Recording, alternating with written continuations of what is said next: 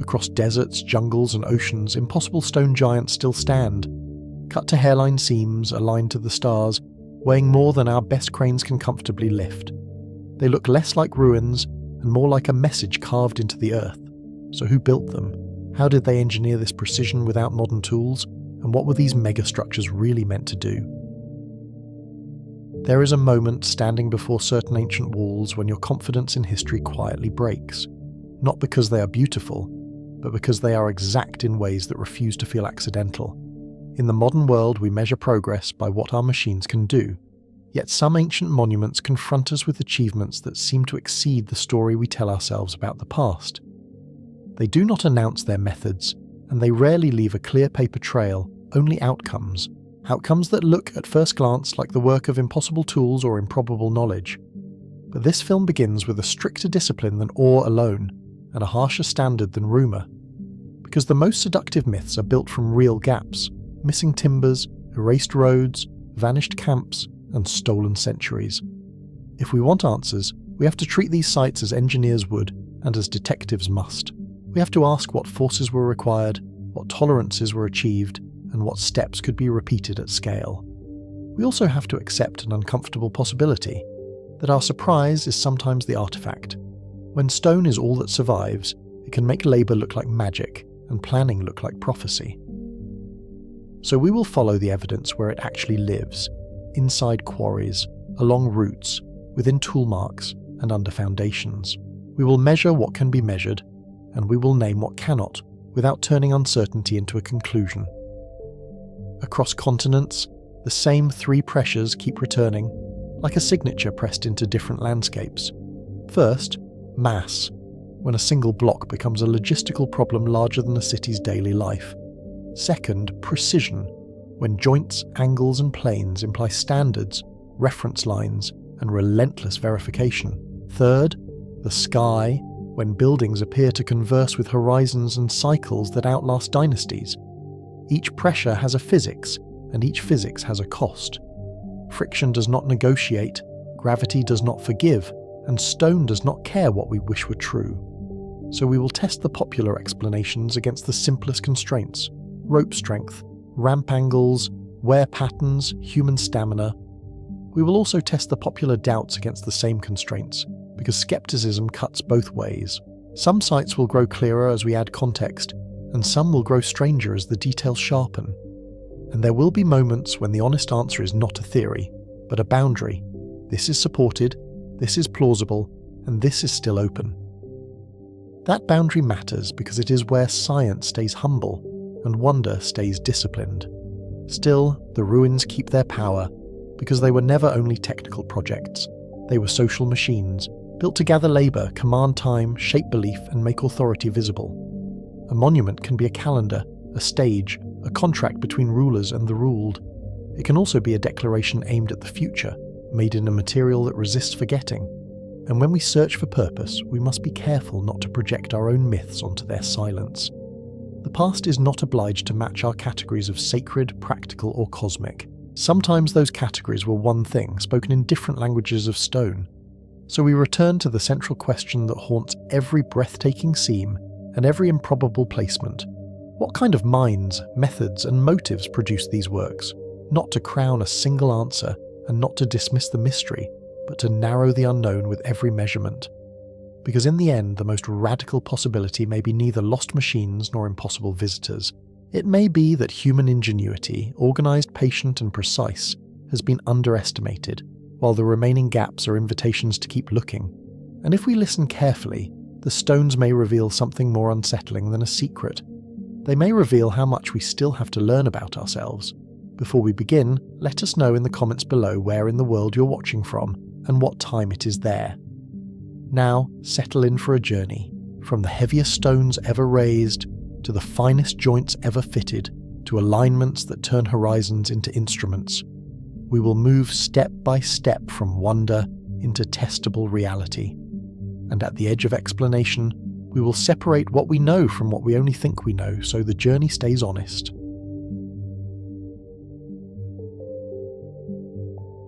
Stone rises from sand on the Giza Plateau, too heavy to ignore and too old to interview. In the hard, pale light, each block throws a sharp shadow, edges still crisp enough to feel deliberate. Blocks stack into geometry that still reads as intention, even when the builders' names are missing. Wind combs the limestone dust, and the plateau answers with the same patient quiet it has kept for millennia. Across the world, other stones answer with that same stubborn silence.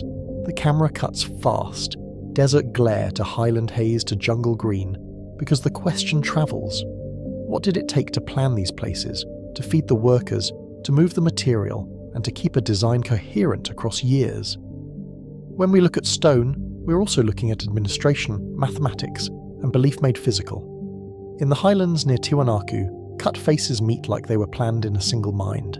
The air is thin, the horizon wide, and the lake light changes quickly. Blue one moment, silver the next.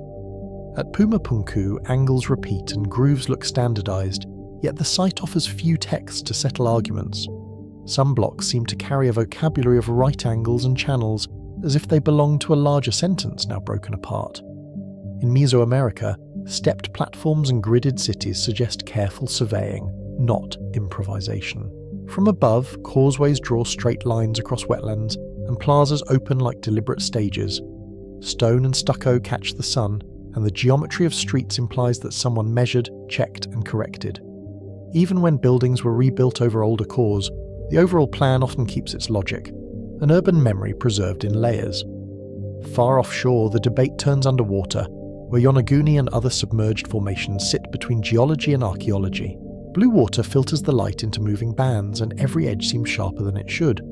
Some see carved terraces and roads, others see fractured bedrock shaped by currents and time. The ocean adds distance, and distance turns certainty into a contest. Underwater, perception is a variable, not a constant. Refraction bends lines, marine growth hides surfaces, and storms rearrange sediments that look like human backfill. A diver's flashlight can turn a natural joint into a dramatic corner, and a camera angle can suggest symmetry where none exists. If a site is truly cultural, it should carry patterns of toolwork, debris, and context, not only shapes. This documentary begins with a simple claim and a difficult qualifier. The ancient world built megastructures that look impossible, but impossible is rarely a scientific category. What people mean is narrower, and the narrowing matters. We cannot fully explain every step with current evidence, and the gaps invite louder stories. Those louder stories often arrive with a promise, one key that unlocks every door. Yet real construction is rarely a single trick, because it is a chain of tasks that can fail at any link. Quarrying, shaping, hauling, lifting, aligning, and finishing, each impose different constraints. When one link is missing from the record, the whole chain can look mysterious. We will use careful terms, because language can smuggle conclusions. Ancient structures are built environments made by past societies, from temples to walls to platforms. They include the ordinary as well as the monumental, because the monumental depends on ordinary systems. A pyramid is also a road network, a workforce, and a supply line. Megalithic architecture uses very large stones as primary elements, often weighing many tons. Very large is not a feeling, but a measurable threshold where handling changes qualitatively. Once a block passes a certain mass, it stops behaving like cargo and starts behaving like terrain. Moving it becomes a problem of ground pressure, friction, and coordination. Precision engineering describes tight tolerances, repeatable angles, flat planes, and joints that minimize gaps. Precision is visible in the way faces meet, but it also hides in the preparation underneath. A level foundation, a consistent reference line, and reliable measuring tools can produce results that look modern. The question is not whether precision existed, but how it was achieved and maintained. Archaeoastronomy studies how ancient people observed the sky and encoded it in architecture. It sits between astronomy, archaeology, and anthropology, because it asks both what is aligned and why it mattered. Astronomical alignment is a measurable relationship between a structure and celestial events, like solstices, lunar standstills, or star risings. Alignment claims are common, but they must survive statistics, horizon effects, and later rebuilding. The sky also changes in ways that are slow to humans and obvious to instruments. Precession shifts the celestial backdrop over thousands of years, and obliquity alters the sun's extremes across longer cycles. Even the local horizon can drift, as erosion lowers ridges and construction raises platforms. If a monument targets an event, we should be able to model what the builders would have seen. The phrase scientists can't explain needs a boundary. It can mean we lack direct records of planning, labour and tools. It can mean multiple plausible methods exist, but none is proven for a specific site. It can also mean the popular explanation is incomplete, not that the monument is beyond human capability. A missing explanation is not the same as a forbidden one. Archaeology is often forced to work from negative space, what is absent, burned, or never written down. Many ancient societies recorded on perishable materials or carved texts that later rulers erased. When the archive is thin, the safest claim is usually modest. The core tension is physical before it is philosophical. Some blocks weigh as much as houses, yet they were quarried, moved, and placed without modern cranes. Some cuts look razor straight, yet they were made without steel saws or lasers. Some cities appear to track the sun and stars, yet the sky itself shifts over millennia. Weight is not an abstract number when it meets the ground. A 40-ton block concentrates pressure into the soil beneath a sledge, and that soil can fail like wet paper. A ramp can solve one problem and create another, because the ramp itself must be built, stabilized, and fed with material. Every solution has a cost in labour, time, and risk. Archaeology offers the first set of answers and the first set of limits. Stratigraphy reads layers of soil and debris to build a sequence of events, like a timeline written in dirt. A foundation trench, a collapse layer, and a later repair can be distinguished when the context is intact. But context is fragile, and looting or early excavations can erase the very layers that would have clarified a debate. Radiocarbon dating anchors organic remains to a calendar range, but stone itself cannot be dated that way. Charcoal from a hearth, reed from mortar, or wood from a tool handle can provide a bracket around construction, yet samples can be intrusive, reused, or older than the event we want to date. A date is not a point, but a probability distribution that must be interpreted carefully. Typology compares styles and tool marks across regions, but style can travel and be imitated.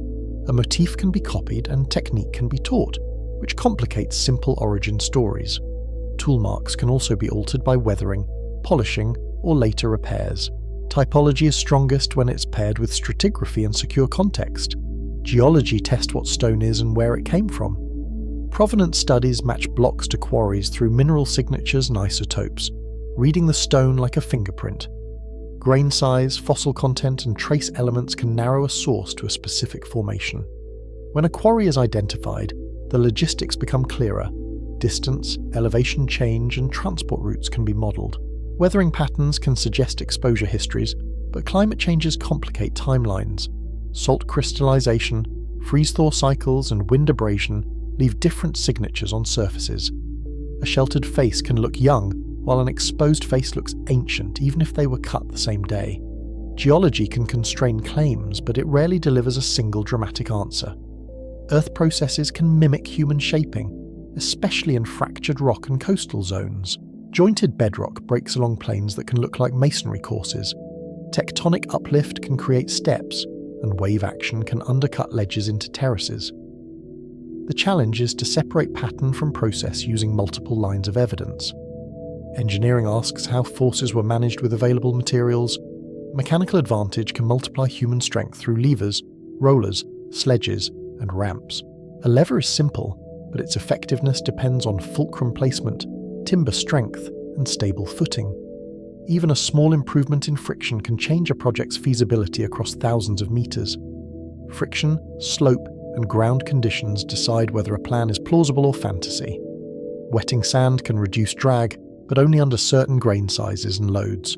Rollers can work on firm ground, yet fail on uneven terrain where they sink or shear. A sledge can be slow, but it can also be predictable, and predictability is a form of safety.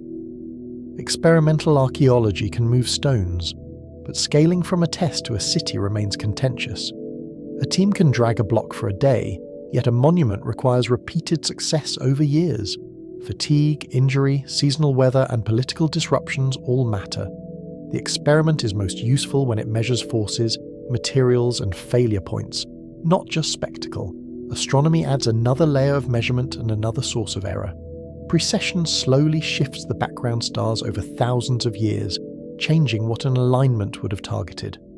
Horizon astronomy depends on local topography, which can erode or be altered by later construction. A convincing alignment must be specific, repeatable, and unlikely to happen by chance.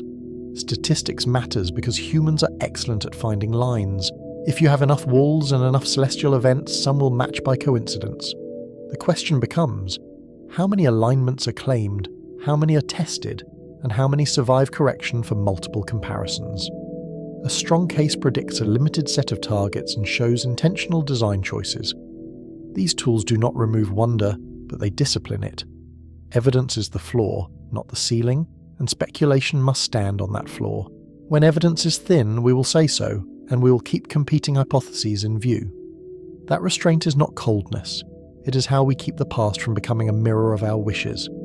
Our investigation will follow 3 arenas of mystery, each with its own constraints. First is mass, the problem of moving and lifting stone at extreme scale. Second is precision, the problem of cutting, drilling, and fitting stone with tight tolerances. Third is sky, the problem of encoding celestial cycles into architecture and keeping meaning across generations. These arenas overlap, and that overlap is where the most interesting questions live. A heavy block is easier to place if it is roughly shaped, yet precision often demands careful finishing. An alignment can be set with simple sightlines, but maintaining it across expansions requires consistent surveying. What looks like one achievement is often 3 achievements stacked together. Mass is not only about weight, but about logistics. It requires quarrying plans, transport routes, labour organisation, and time budgets that match a society's capacity. It also requires motive, because no one moves 1,000 tons without a reason that feels urgent. When motives are unknown, modern viewers tend to substitute spectacle for purpose. Logistics leaves traces, even when texts do not.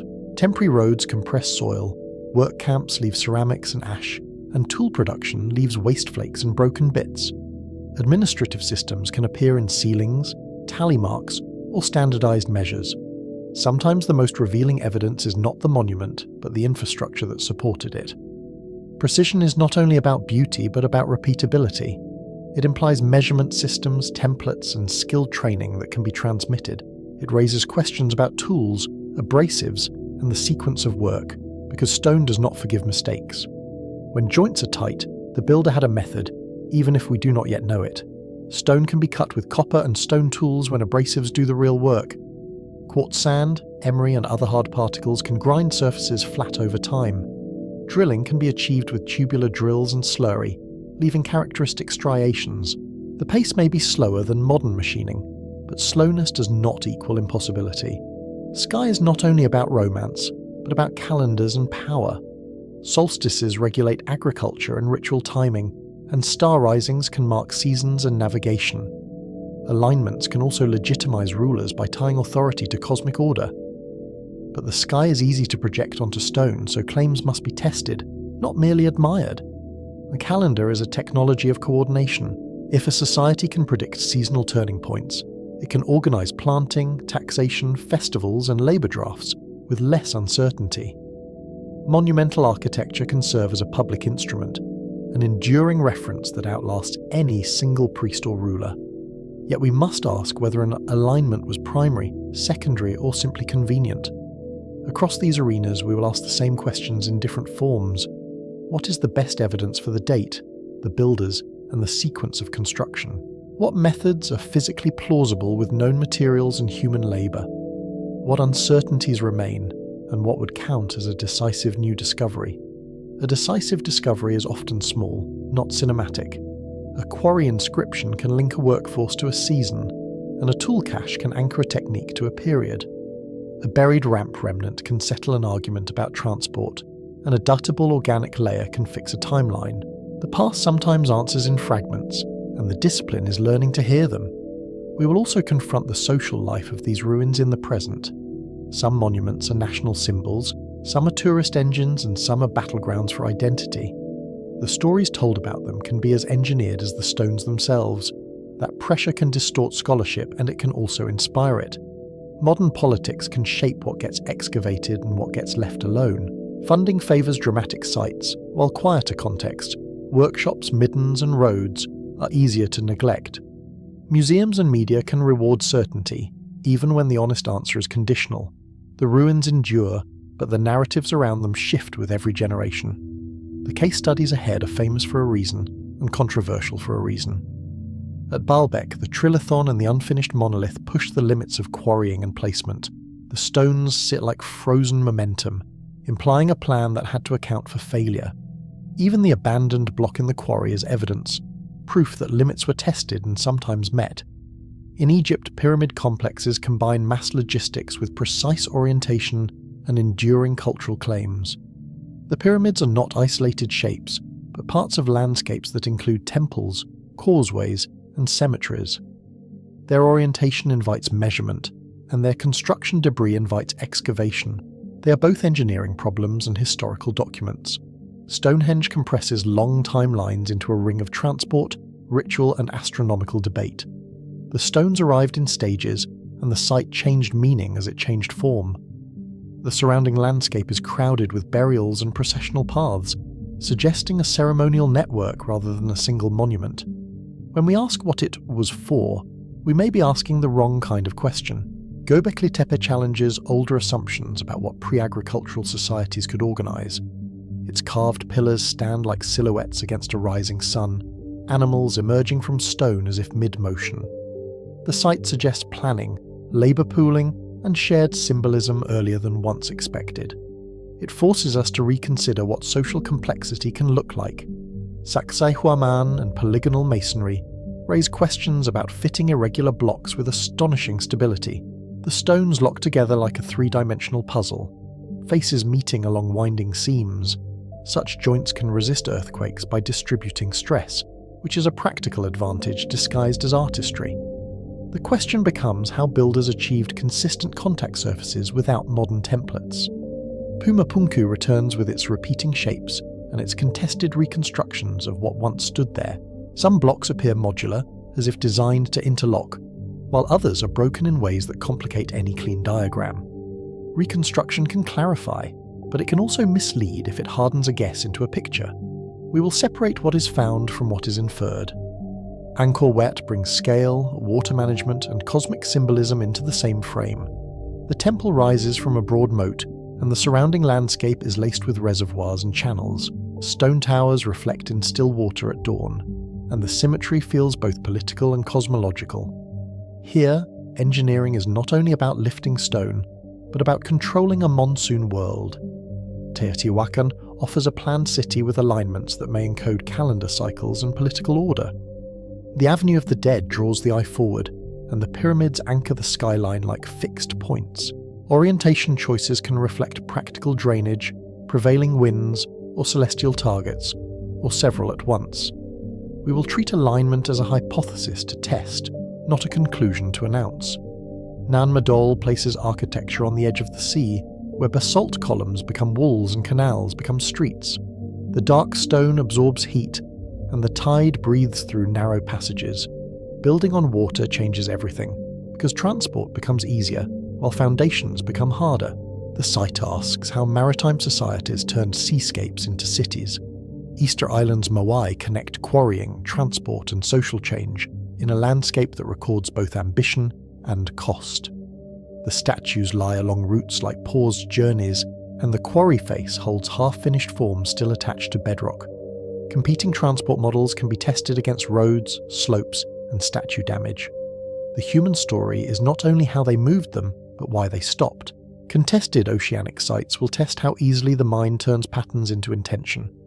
Underwater, a straight line can be a crack, and a step can be a bedding plane. Yet humans have built on coasts for as long as coasts have existed, and sea levels have risen dramatically since the last ice age. The question is not whether the sea hides history, but how we prove it. We will not treat every mystery as equal. Some questions are close to solved, with strong evidence and workable engineering models. Others remain open because key data is missing, destroyed, or never recorded. A few persist because the debate is fueled by selective quoting, sensational editing, and the human appetite for forbidden explanations. Selective quoting is powerful because it mimics scholarship while avoiding its constraints. A single out-of-context line can make uncertainty sound like confession. Real research is slower, and it often ends with probably and within a range. The humility of that language is not weakness, it is the cost of honesty. Still, the pull is real, and it is not only about puzzles. These structures are the remains of decisions made by people who lived with different constraints and different horizons. They organised labour, managed risk, and invested meaning into stone that outlasted their languages.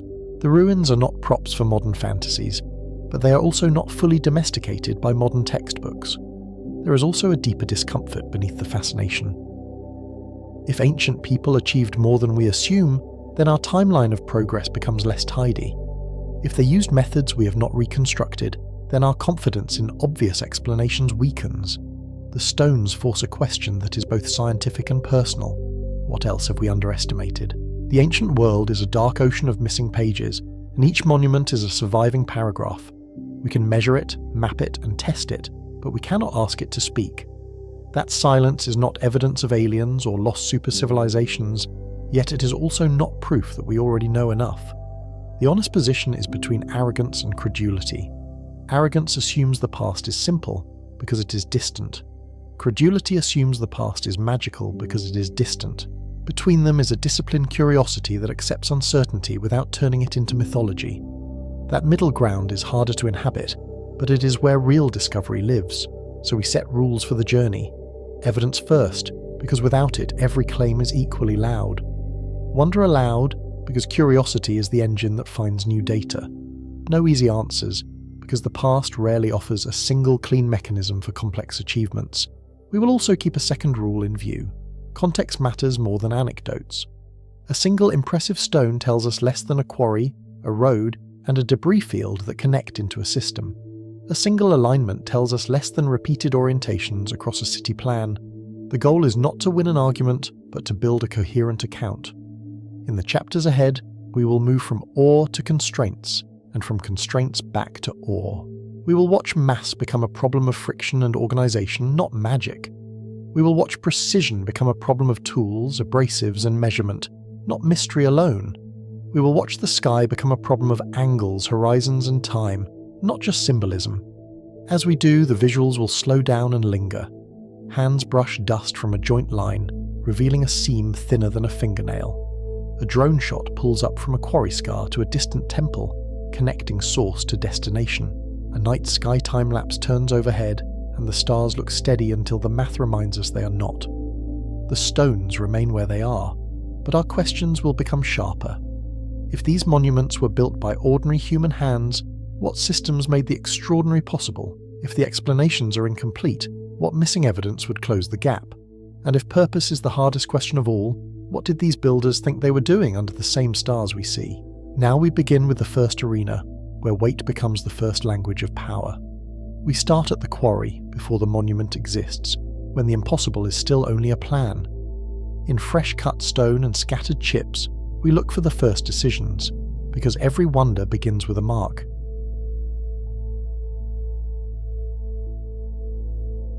Mass is the first language of power in ancient construction, and it speaks before inscriptions, before statues, before any claim of divine favour. In this chapter, we follow that language from quarry scars to finished walls, tracing how raw geology becomes architecture that still intimidates modern eyes. The camera lingers on stone faces that catch the sun like metal, and we ask the same question each time the blocks grow heavier. We are not only watching monuments, we are watching decisions hardened into mineral, where every added ton narrows the range of safe choices. The central question stays fixed as the stones get heavier, because weight is not only a number, but a decision made in public. Who built these megastructures? How were they engineered? And what purpose justified the risk? Those questions are not abstract, because every ton moved implies planning, labour, and a tolerance for failure that can kill. Even a small miscalculation becomes a tragedy when gravity has so much leverage. A block does not need to fall far to be lethal, because the energy stored in mass becomes violence the moment control is lost. We start where plans meet geology, because every megalith begins as bedrock and ends as a transported object with edges and intentions. Quarrying is not only cutting stone, It is choosing a route for failure, where the stone might crack, where a wedge might slip, where a surface might sprawl under stress. Even the first cut carries a prediction about grain, bedding planes, and hidden flaws that cannot be seen until it is too late. In limestone, those flaws can hide as hairline seams or as subtle changes in fossil-rich layers that behave differently under pressure. Limestone is sedimentary history compressed into a building material, and that history includes weak boundaries where ancient muds, shells, and voids never fully became one. A quarry face is also a stress map because removing stone changes how forces distribute through what remains. When workers isolate a block, they create new free surfaces, and free surfaces invite microcracks to propagate.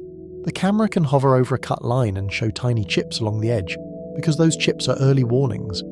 In modern terms, the stone is responding to stress concentration, and stress concentration is how a clean plan becomes an unexpected fracture. Ancient builders did not speak that vocabulary, yet they learned its rules through costly experience. At Baalbek in Lebanon, the Temple of Jupiter platform dominates the story, and it dominates the horizon as well. The terrace sits like a man-made cliff, its courses stepping upward in a geometry that feels more like fortification than temple. Wide shots make the wall read as landscape, and then close-ups reveal the human scale of the joints. When the light drops late in the day, the seams darken and the blocks read as separate decisions, each one a separate gamble. You can feel the wall's ambition in the way it refuses to look temporary, as if it was built to outlast not just rulers but questions. The trilithon stones sit in the retaining wall like a deliberate provocation, as if the builders wanted later generations to measure and doubt. Many estimates place them around 800 to 1,000 tons each, although the exact values vary with assumed dimensions and limestone density. Density matters because limestone is not one substance, but a family of rocks with different porosity and water content. A denser, less porous limestone can push weight estimates upward, while a more porous stone can shave off tens of tons without changing appearance. Even at the low end, each block weighs like a modern ship, yet it is set with an assurance that suggests routine rather than miracle. The camera finds the edges where one stone meets another, and the meeting is almost unnervingly calm. There is no theatrical gap, no obvious shimming, and no visible apology for the weight. You can imagine the moment of placement, ropes creaking, wood groaning, dust lifting in a thin veil. Then silence, as the mass settles into its final position and becomes part of the wall's permanent argument. That silence is not emptiness, because it is the sound of stored risk finally becoming still. At this scale, the joint is not merely a seam, because the joint is where loads transfer and where failure would begin. The stones must distribute compressive stress without creating point loads that crush weaker layers. The camera can trace a joint line and show how the faces meet across broad contact, because broad contact lowers stress per unit area. In plain terms, the wider the handshake between stones, the less likely one will bruise or crumble under the other. This is why surface preparation matters even when the goal is only to stack, not to sculpt. What is known is substantial, and what is debated is louder, because Baalbek sits at a crossroads of evidence and imagination. Much of the visible sanctuary is Roman phase, tied to imperial building programs that moved money, people, and stone across the Mediterranean. Roman engineering was not shy about scale, and Roman religion was not shy about spectacle. In the Roman world, architecture could be propaganda in limestone, declaring order, wealth, and divine partnership in the same gesture. A temple complex also functioned as an economic engine, drawing pilgrims, vendors, and officials into a controlled sacred landscape. The Roman context matters because Rome inherited and amplified older building traditions, from Hellenistic stonework to Near Eastern sacred platforms. When Rome built, it often built on top of meaning already embedded in a place. Baalbek's location, inland yet connected by roots, made it suitable for a sanctuary that could serve both local identity and imperial messaging. The camera can pull back to show the valley and surrounding hills, because geography explains why a sanctuary here could command attention. A site that is visible from afar is already halfway to being a statement. Yet the megalithic terrace raises questions about sequence and intent, because it does not behave like typical Roman masonry in every detail. Some researchers argue earlier foundations later reused and monumentalized, and the argument is partly architectural and partly logistical. If the terrace predates the Roman temple, then later builders inherited a platform that already solved a problem they did not need to solve. That possibility forces us to ask why an earlier builder would invest in a solution so far beyond immediate necessity. It also forces us to ask whether later builders understood the original plan or simply recognized that the platform was too valuable to ignore. The debate is not only about dates, it is about purpose, because purpose shapes engineering choices. Was the terrace a retaining solution, a status display, or a platform for ritual theatre? A retaining wall answers gravity, a status display answers rivals, and a ritual platform answers a crowd that needs to see. In ancient sanctuaries, visibility is not decoration, because visibility organizes emotion and authority. A high platform turns ritual into performance, and performance turns belief into a shared, controllable experience. Baalbek forces an engineering question before it allows a historical one, and that ordering matters. How do you move and place stones that behave like small hills? The mind reaches for cranes and engines, but the site demands we think in ropes, friction, leverage, and time. It also demands we think in redundancy, because no single rope or beam should be trusted with 1,000 tons. Redundancy is the hidden architecture behind the visible one, and it is built from extra lines, extra anchors, and extra patience. A short distance away, the quarry keeps the argument grounded because it still holds the work in mid-process. The quarry of the pregnant woman holds an unfinished monolith still attached, its underside never freed from the limestone that bore it. The block lies like a ship in dry dock, and the surrounding cuts show where the builders intended to separate it. The camera can glide along the trench edges, where tool marks turn into a kind of frozen motion. In that motion, you see not only strength but planning, because the cuts are positioned where they could be reached and widened. Extraction scars read like a technical diary written into limestone, and the camera can travel along them like lines of text. Channels, wedge slots, and leveling cuts show planning, not improvisation, because they follow a logic of stress and access. The cuts also reveal a sequence, where one action prepares the next, and where mistakes would be expensive. Even the width of a channel hints at tool size, and tool size hints at the labour organisation behind it. A narrow channel suggests precision and time, while a broader trench suggests speed and the need to fit many hands into the same task. Later, work revealed an even larger block nearby, also abandoned, and its presence changes the scale of the question. Its size expands the question of ambition and the question of limits, because it suggests the builders were willing to attempt more than the terrace ultimately required. When you see two giants left behind, you start to suspect that the quarry, not the temple, was the true arena of risk. The quarry becomes a laboratory where confidence meets the first unforgiving crack. It also becomes a place where management decisions become visible, because abandonment is the moment calculation defeats pride. The quarry suggests methods that are familiar in outline, even if the details are still argued. Workers isolate a block, undercut it, then separate it using wedges and leverage, exploiting the stone's tendency to split along planes of weakness. The process is slow, because each cut must remain straight, and each wedge must be driven without shattering the edges. Straightness is not aesthetic here, because uneven cuts concentrate stress and invite premature fracture. A slight deviation can create a high-stress corner, and corners are where stone begins to tear. The details matter because the scars constrain the toolkit, and the toolkit constrains the story. Stone hammers, metal chisels, wooden wedges, and controlled cracking all fit, and they fit because they leave recognizable signatures. A chisel line is different from a natural fracture, and a wedge slot is different from random damage. Under raking light, those differences become legible, as if the rock is still holding the memory of each strike. The camera can move slowly across parallel grooves, because parallelism itself is evidence of disciplined work. Wooden wedges deserve special attention, because they are a simple technology with a powerful physics. When dry wood is driven into a slot and then soaked, it expands, and that expansion becomes steady pressure. The pressure is not dramatic, but it is relentless, and stone yields to relentless pressure more reliably than to sudden blows. In plain terms, the wood swells like a slow jack, turning water into force without any moving metal parts. The swelling also distributes force along the grain of the wood, and that distribution can produce a cleaner split than repeated hammering. Metal tools, likely iron in Roman contexts, add speed and precision, but they do not remove the need for judgment. A chisel can cut a channel, yet it cannot reveal a hidden fracture that runs deeper than the surface. Quarrying is therefore a conversation with uncertainty, and the stone answers only when it breaks. The most skilled workers are not the strongest, but the ones who can read the rock's subtle warnings.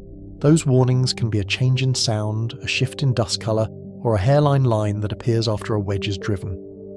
What does not fit is the missing last step, and the missing last step is the heart of the mystery. Why were these monoliths left behind when the temple terrace demanded enormous stone? The unfinished blocks are not just evidence of capability, because they are also evidence of interruption. Abandonment is a kind of data, because it marks the point where cost exceeded benefit. The camera can linger on the unfinished underside because the underside is where the final separation would have risked the most. One answer is practical failure, because stone breaks unpredictably even when the quarry plan is sound.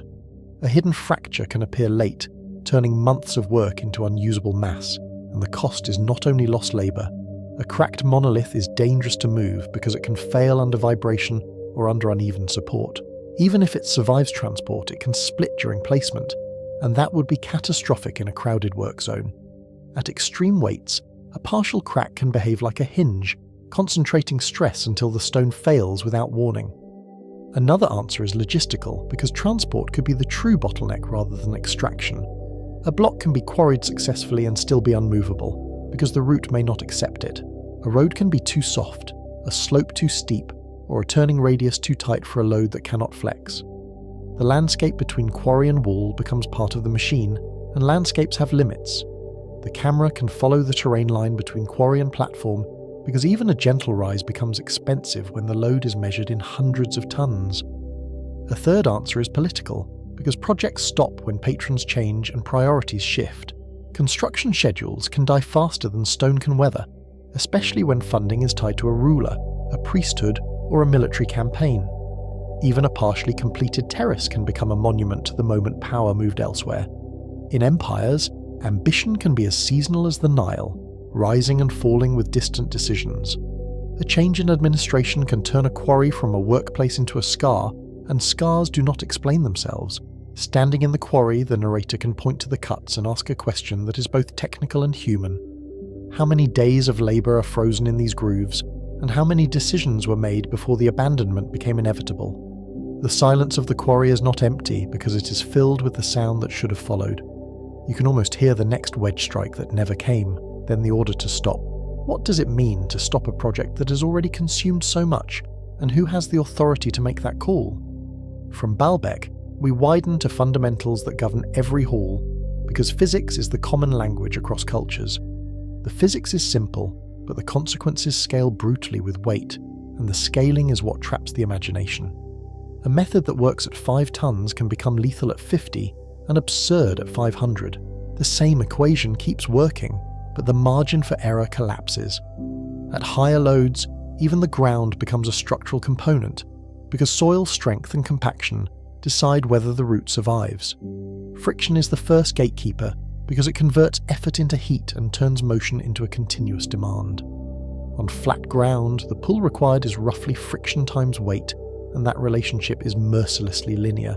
Double the weight, and you double the required force, unless you change the surface or the method. In practice, that means the ground beneath the load is as important as the ropes in front of it. The camera can show a sledge track from above, because a track is a diagram of friction written into earth.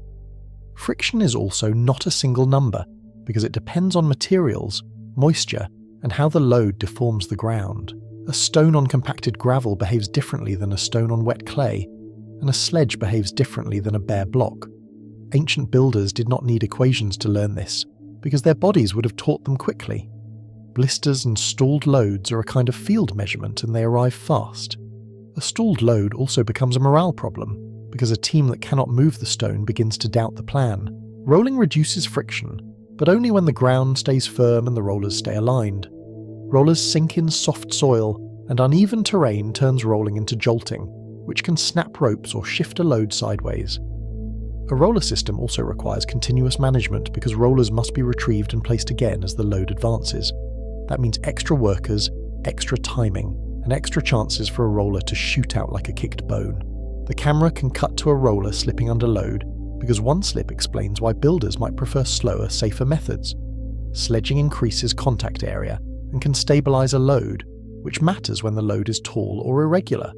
It also increases drag unless the surface is prepared and lubricated, and preparation is itself a construction project. A sledge track may need levelling, compaction, and constant repair under repeated passes. The camera can linger on a prepared track, smoothed earth, packed gravel, and a darkened strip where water has been poured. That strip is not decoration, because it is where the coefficient of friction is being engineered. Lubrication is not a modern trick. It is a measurable advantage that changes the coefficient of friction in predictable ways. Water, oil, or wet sand can lower friction and reduce peak force, and the reduction can be dramatic when it prevents the sledge from ploughing into loose grains. The visual is simple. A wet track darkens, shines, and suddenly the load moves with fewer jerks. That smoothness is not comfort, because smoothness is safety when ropes are near their limits. A jerky motion creates shock loads, and shock loads can exceed rope strength even if average force seems manageable. Capstans and windlasses turn steady human effort into controlled pull, and they do it by trading distance for force. They also allow teams to reset grip without losing tension, which is crucial when a haul takes hours. A capstan is not only a machine, because it is also a rhythm, and rhythm is how large teams avoid chaos. The camera can show hands pushing wooden bars in a circle, bodies leaning in unison, and the rope tightening like a living tendon. In that rhythm, you can see how engineering becomes choreography, where timing is as real as timber. Levers and cribbing solve the vertical problem in small increments, and the small increments are the secret. A block can be raised a few centimeters repeatedly, then packed and stabilized, and the process can continue until the desired height is reached. Cribbing, stacked timbers or stones, creates a temporary staircase for the load, and it also creates safety points where the load can rest. Rest points matter because fatigue is not only human, it is structural, and wood fibers also need relief.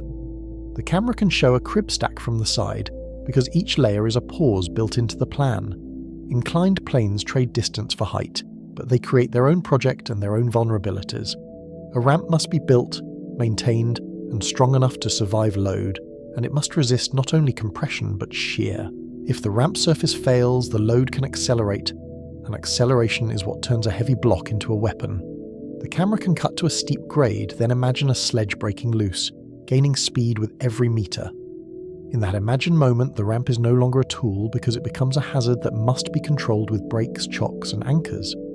Every method becomes a staffing question when numbers are attached, because labour is the fuel that ancient societies could scale. Under low friction, dozens can move tens of tons, but hundreds may be needed, especially when the route rises or the ground softens. The workforce is not just muscle, because it includes planners, tool makers, water carriers, and supervisors. It also includes medics in the simplest sense, people who handle injuries so the work can continue. At large projects, food and water become engineering variables, because a dehydrated team cannot sustain steady force. Under higher friction, the workforce grows quickly, and coordination becomes the limiting factor rather than strength alone. A haul fails when timing breaks, not only when strength fails, because uneven pulling can twist a sledge or shock a rope. The most important person may be the one who calls the cadence, because cadence synchronizes force. A shouted count is a control system, and in ancient work, control systems are often human voices. The camera can isolate faces straining in unison, because unison is what turns many weak pulls into one strong pull. Rope strength becomes a hidden constraint, because ropes are the true machine and the true risk. Fiber type, braid, moisture, and wear decide whether a pull is safe, and safety is not optional when a block can crush a team in seconds. A rope that looks intact can still fail at a worn point, especially where it rubs against stone or wood. The camera can show frayed fibers close up, then cut back to the mass that depends on them.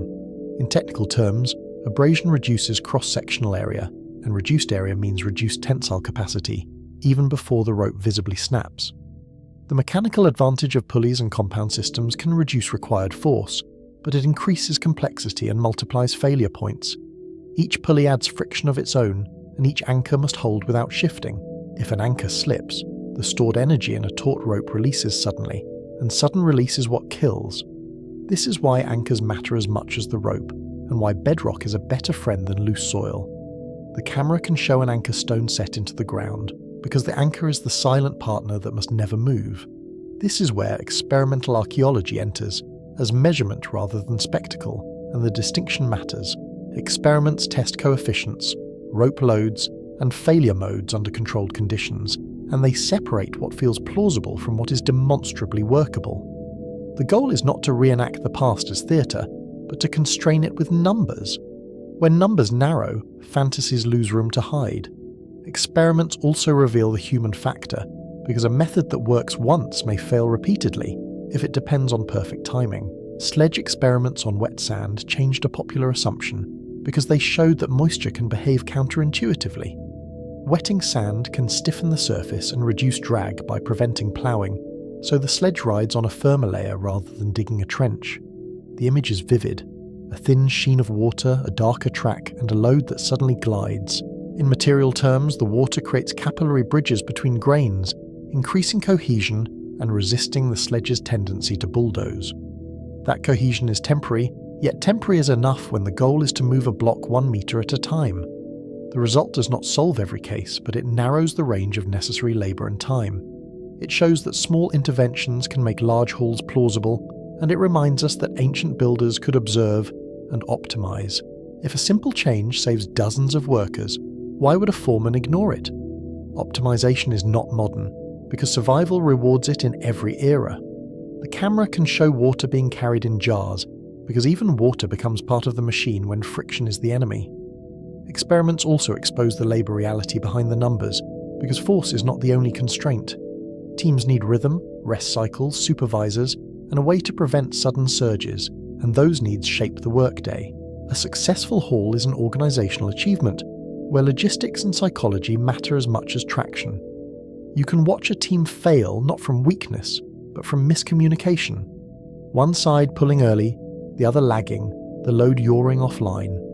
That yaw is not a small error, because a sideways drift can push a sledge into softer ground and multiply friction instantly. We also correct a persistent misconception about wheels, because the presence of wheels does not guarantee their usefulness. Wheels existed in many ancient contexts, but they were not always optimal for sand and weight, and they require strong axles and stable roadbeds. A wheel concentrates pressure and can sink, while a sledge spreads load, and spreading load can be the difference between motion and immobilization. In other words, a wheel is efficient only when the ground is already engineered, and that engineering may cost more than it saves. The camera can show a wheel rut in soft soil, because a rut is a simple demonstration of why concentration of a load can be a problem. In some terrains, the simplest solution is the one that survives, even if it looks primitive to modern eyes. A sledge with lubrication is robust, repairable, and tolerant of imperfect roads. When the goal is reliability across years of work, reliability can outrank elegance. Ancient builders often chose methods that fail slowly, because slow failure gives time to react. A rope that frays gives warning, while a brittle axle can snap without mercy. From Lebanon, we move to Egypt, where logistics becomes a written record and where monuments come with paperwork. The pyramid fields are not only monuments, they are supply systems, and supply systems leave traces in harbours, roads, and administrative texts. The pyramids rise from the desert, but their true foundation is organisation. The camera can sweep over the plateau, then drop to the level of a causeway, where the desert surface still hints at planned movement. At ground level, the scale changes, and the viewer feels how far a single block must travel to become a single course. At Giza and beyond, stone came from multiple sources with different constraints, and each source implies a different transport chain. Local limestone could be quarried nearby, but fine casing came from Tura, where the stone is whiter and more uniform. The contrast is visible even today, because the remaining casing fragments catch light differently than core masonry. That whiteness mattered in antiquity, because it turned pyramids into luminous geometry under the sun. A polished casing would have reflected light like a blade, making the pyramid look less like a hill and more like a crafted object. Granite for chambers and temples often came from Aswan, far to the south, and granite changes the engineering problem. Granite is harder to work, denser, and less forgiving under impact, so extraction and finishing require more time. That distance forces a transport story that includes water, not only roads, because overland hauling for hundreds of kilometres would be an enormous drain. The camera can show the Nile's curve as a map line, then return to a granite surface, speckled and stubborn under light. Granite's crystalline structure resists chisels, so builders relied on pounding stones and abrasion, methods that are slow but precise when repeated. The Nile is the key conveyor in the Egyptian model, and it is a conveyor with a seasonal pulse. Seasonal flooding expands navigable channels and brings barges closer to construction zones, turning the river into a temporary highway. When the flood recedes, it leaves silted ground that can be packed into roads and ramps. The river is not just a backdrop because it is a schedule, and schedules are what states learn to master. The camera can show floodplain water spreading into fields, because that spread is the ancient equivalent of opening new lanes on a highway. River transport shifts the hardest work to loading and unloading, because water can carry weight that land resists. The question becomes how blocks move from quarry face to river, then from harbour to ramp, and each transfer is a moment of danger. A block that slips during loading does not merely fall, because it can capsize a vessel or crush a dock crew. The camera can slow on a reconstruction, rollers on a quay, a barge nudging in, ropes tightening as the load crosses the edge. That edge is where buoyancy begins, and buoyancy changes the rules while introducing a new kind of instability. Harbour archaeology has begun to fill in missing links, and the evidence is both physical and textual. At Wadi al-Jarf, papyri and infrastructure reveal organised expeditions and scheduled deliveries, offering a glimpse of how a state managed resources at scale. The harbour installations show that stone moving was paired with shipbuilding, storage and route planning. Even the layout of galleries and anchor stones suggests a system designed to repeat, not a one-off improvisation. Repetition is the signature of administration, because an administration is built to do the same hard thing again tomorrow. The papyri do not describe every technique, but they show administration, and administration is the invisible machine behind the visible one. They show crews, rations, routes, and a state that tracked time and labour, because time is the resource that monuments consume. When you can measure days and distribute food, you can sustain projects that outlast a generation. The camera can linger on ink strokes and fibre texture, then cut to blocks that still sit where those strokes once pointed. In that cut, writing becomes a tool as real as a lever, because it keeps thousands of actions aligned. This matters because mass movement is rarely a single clever device, and it is almost never a one-time event. It is a chain of tasks that must repeat reliably over years, with predictable inputs and predictable outputs. A pyramid is not built by one heroic haul because it is built by thousands of ordinary hauls that must not fail. The real wonder is not one impossible day, but 10,000 difficult days that stayed organised. The camera can show a grid of blocks because a grid is the visual form of repetition, and repetition is how a state turns ambition into stone. Egypt also shows how multiple methods can coexist without contradiction, because builders choose tools based on local conditions.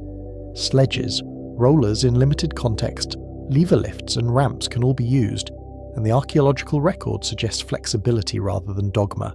A method that works for limestone blocks may be modified for granite, and a method that works in one season may fail in another. The desert is not static, because wind, heat and moisture change the surface in ways that matter to friction. A morning haul on cool, firm ground is not the same as an afternoon haul on softened, churned sand. The unresolved part is not whether Egyptians could move heavy stone, because the monuments themselves answer that. The unresolved part is which exact ramp geometries were used, and where traces went because ramps are temporary by design. Straight ramps, zigzag ramps, and spiral ramps each solve certain problems, but each leaves different footprints. A straight ramp is simple but enormous, while a spiral ramp is compact but hides the workface and complicates turning. The camera can trace a pyramid edge and imagine a ramp hugging it, because imagination here is guided by constraints, not by fantasy. Some ramp remnants exist, but many do not, and erosion is not the only suspect in their disappearance. Ramps can be dismantled for fill, reused as later construction material, or flattened by later building phases. If a ramp is made of mud brick and rubble, its afterlife can be indistinguishable from ordinary debris. The camera can show a subtle rise in the ground, then ask whether it is natural drift or the last trace of a vanished machine. That question is not rhetorical, because soil can be read like a document when it is excavated carefully. The absence of a ramp is not proof of impossibility, but it is a demand for better models and better fieldwork. A model should predict debris patterns and ground compaction, because heavy traffic compresses soil and leaves a signature. If a proposed ramp would require millions of cubic meters of fill, we should be able to ask where that fill went. If we cannot find it, then the model is not dead, but it is on probation. The camera can show a soil profile with layered colours, because layers are time-made visible, and time is what ramps consume. From deserts we shift to islands, where the ground itself is limited and where mistakes cannot be hidden in endless space. On Rapa Nui, the Moai stand as a transport question turned into a cultural crisis, because their creation consumed resources that an island cannot easily replace. The statues face inland, and their gaze feels like a record of obligation. In the wind, grass bends around them, and the ocean sits close enough to remind you that there is no escape route for failure. When you see the sea on both sides, you understand that every tree cut and every day spent hauling had a cost that could not be outsourced. The statues were carved at Rano Raraku, then moved across the island, and the route is etched into the landscape. Many remain along routes, as if the process paused mid-sentence, their bodies half buried by time and sediment. Each fallen moai becomes a data point, because its position suggests what went wrong or what changed. Close-ups of their surfaces reveal tool marks and weathering, and those marks separate human intention from later erosion. The camera can linger on a carved line softened by rain, because weather becomes a clock that keeps running after the work stops. Two families of hypotheses dominate the debate, and both are grounded in plausible mechanics. One argues for sledges and rollers, and another argues the statues were walked upright with ropes, using controlled rocking. The question is not whether humans can do it, because experiments show they can, but whether the landscape evidence matches. The island itself becomes the archive, and the archive is written in roadbeds, ruts, and chipped stone. In an island archive, absence matters, because there is less space for evidence to be dispersed. The walking model uses controlled rocking to advance a statue, and it depends on careful control of the centre of mass. It requires coordination and strong rope teams, and it predicts specific wear patterns on the base and along the route. The visual is striking, a tall figure swaying, ropes taut on both sides, moving forward in small controlled arcs. In mechanical terms, each sway shifts the normal force and creates a moment that tips the statue just enough to step. A small change in angle can change stability, so the method is not brute force, but continuous correction. Sledge and roller models predict different road damage and base abrasion, and those predictions can be compared to what remains. The roads, slopes, and statue bases become the evidence that can decide. Because stone remembers contact, a sledge tends to grind and polish in consistent directions, while rocking can chip edges in a different pattern. The camera can linger on a moai base corner, where a small scar becomes a clue about the direction of force.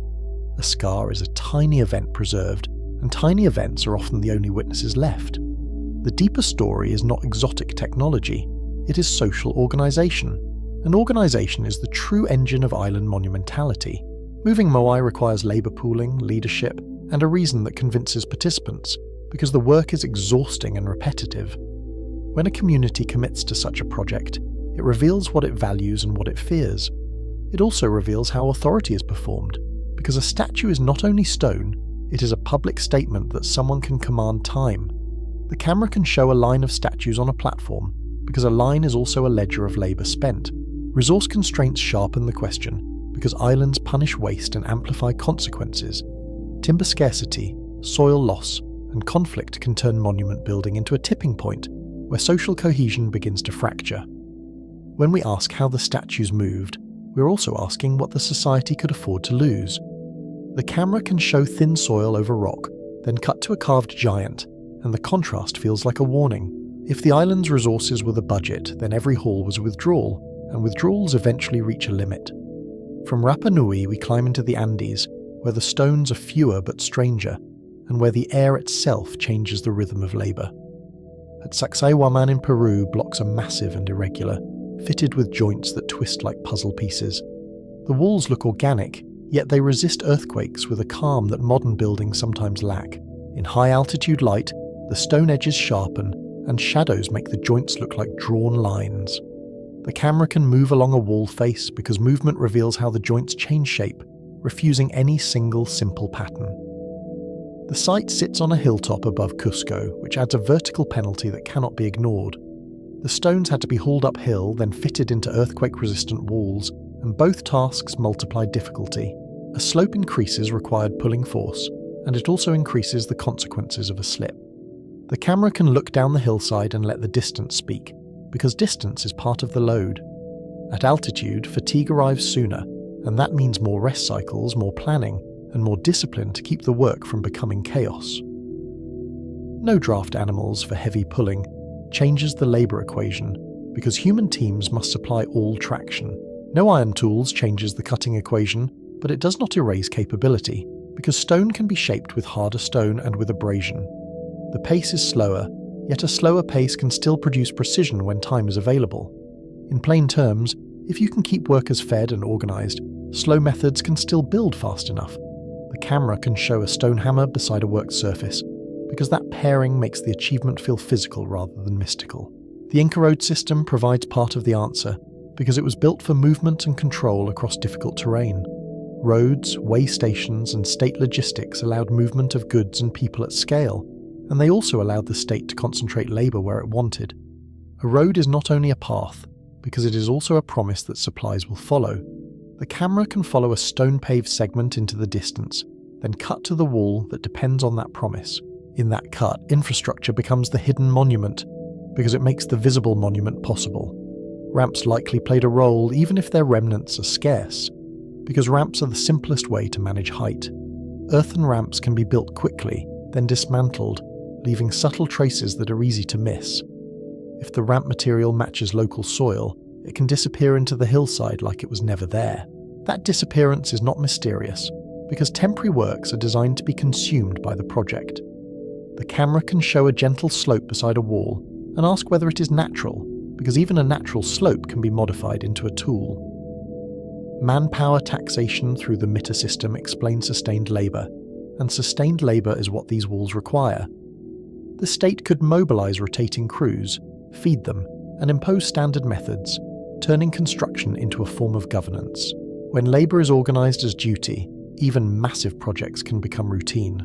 Routine is not gentle, but it is repeatable, and repeatability is how stone becomes policy. The camera can show workers moving in lines in a reconstruction, because lines are how a state turns people into coordinated force. Positioning irregular blocks requires controlled lifting and careful testing, because irregular shapes do not forgive haste. Levers, cribbing, and incremental adjustments can achieve precise seating over time, and the process can be repeated until the joint closes. The visual is patient and methodical. A block nudged, tested, levered again, then settled with a final heavy quiet. That quiet is the sound of a joint locking, where friction becomes stability and stability becomes earthquake resistance. The camera can show a thin blade of a light disappearing as the joint closes, because that disappearing light is precision made visible. The outlier question is not only weight, it is handling complexity, and complexity is often the harder enemy. Irregular stones resist simple slinging, and their centres of mass are unpredictable, so a lift can rotate unexpectedly. Builders must therefore manage not just gravity, but torque, because torque is what flips a stone off a ramp. The camera can trace an irregular face and let the viewer feel how hard it is to predict balance by eye. At this point, engineering becomes intuition trained by repetition, where mistakes teach faster than theory. From the Andes, we move to the ocean again, where stone meets water and where the medium itself becomes part of the machine. Nan Madol in Micronesia turns basalt columns into architecture over a lagoon, and the setting is as important as the stone. The city sits low, surrounded by water that reflects the sky and hides the ground. Aerial shots reveal a grid of islets like dark stitches in blue, and the canals look like deliberate corridors. The camera can drop to water level, where walls rise directly from the lagoon, making the city feel both engineered and fragile. The walls are built from prismatic basalt that resembles stacked logs, and the resemblance is not accidental in its effect. The columns lock together through weight and friction, forming corners that look like timber architecture translated into rock. The city is a network of artificial islets linked by canals, and the canals turn movement into navigation. In close-up, basalt faces show natural polygonal geometry, created by cooling fractures that split lava into columns. That geology matters because it provides ready-made shapes, yet it also demands careful stacking to prevent rolling and shifting. Basalt sources lie away from the lagoon, which forces transport across water, and water changes the problem. Canoes, rafts, and tidal windows become the likely tools, because floating reduces ground friction to nearly nothing. Yet flotation introduces a new constraint, because stability becomes as important as buoyancy. A raft that can carry weight may still roll, and rolling is the enemy when stone is stacked above the waterline. The camera can show a calm surface suddenly broken by a gust, because even a small wind becomes a serious variable when the load is tall. Water can reduce friction dramatically, but it adds instability, and instability is the price of using the sea as a road. A floating load must be balanced, steered and landed without catastrophic roll, and a roll can crush a vessel or scatter stone into the lagoon. The landing moment is the most delicate because the load transitions from buoyant support to solid support. The camera can hold on ripples around a raft because even small waves become meaningful at this scale. In that moment, the builders are not fighting friction, they are fighting rotation and timing. Tides create work windows that shape construction schedules, and schedules shape societies that build in such places. A society that builds here must coordinate labour with the sea's timing, because the sea will not negotiate. The visual is rhythmic: water rising, water falling, crews moving when the lagoon allows. In that rhythm, architecture becomes a conversation with the moon's pull, not just with human will. The camera can show tide lines on stone because those lines are the sea's signature on the project. The mystery at Nan Madol is scale in an ocean setting, because repetition at this level implies long-term organisation. Multi-ton columns are repeated by the thousands, implying long-term planning, quarry access, and a stable authority that could command labour. When architecture becomes repetitive, it becomes less like improvisation and more like an institution. The camera can pan along a wall where each basalt log is similar, and similarity becomes evidence of system. Similarity also suggests standard handling methods, because standardized objects invite standardized solutions. Across these sites, conventional methods explain much, but not everything, and the remaining gaps are where the story becomes sharp.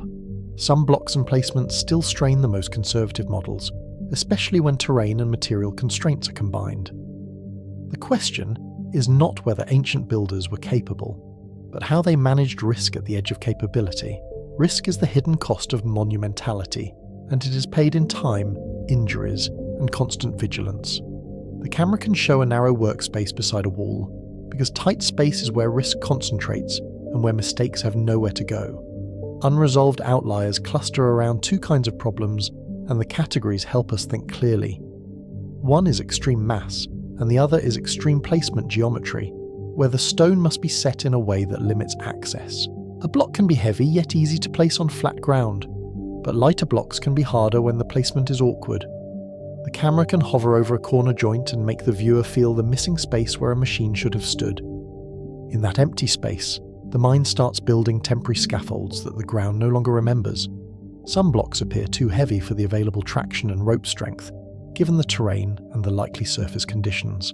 Others appear set at angles that complicate ramp access, forcing us to imagine temporary platforms and staged lifts. The camera can drift along a wall face, then tilt up to show how little room there is for a ramp to approach.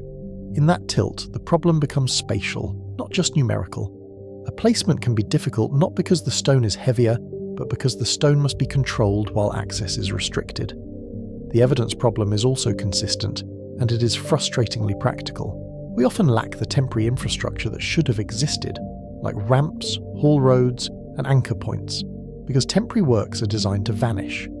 Yet even temporary works can leave ghosts in soil layers, in crushed surfaces, and in unusual deposits. A ghost can be a compacted strip of soil, or a scatter of broken stone that makes no sense as natural erosion. The camera can show a subtle band of crushed gravel, because crushed gravel is the footprint of repeated weight.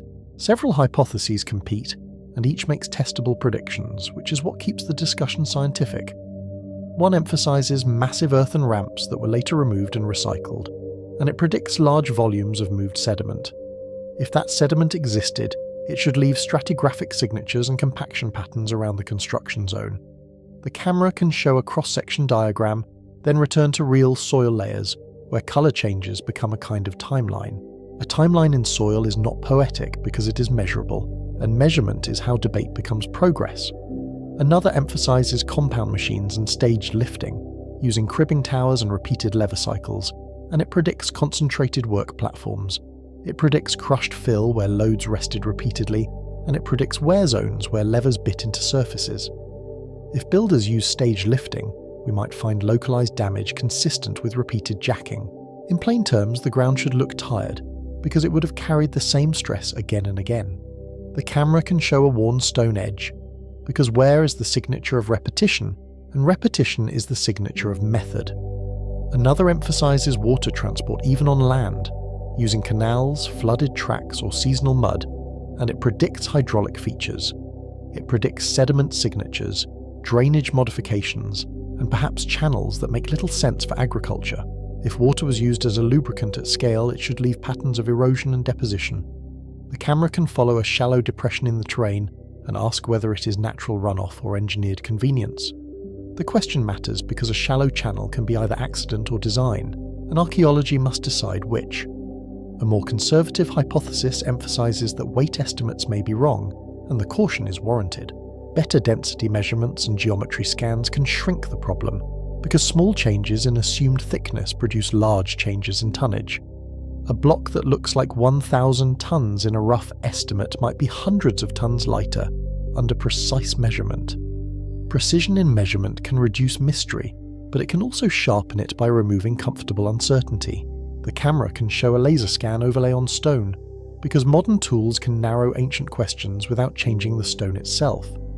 A more radical hypothesis suggests lost techniques in rope, lubrication, or organizational control without invoking impossible materials.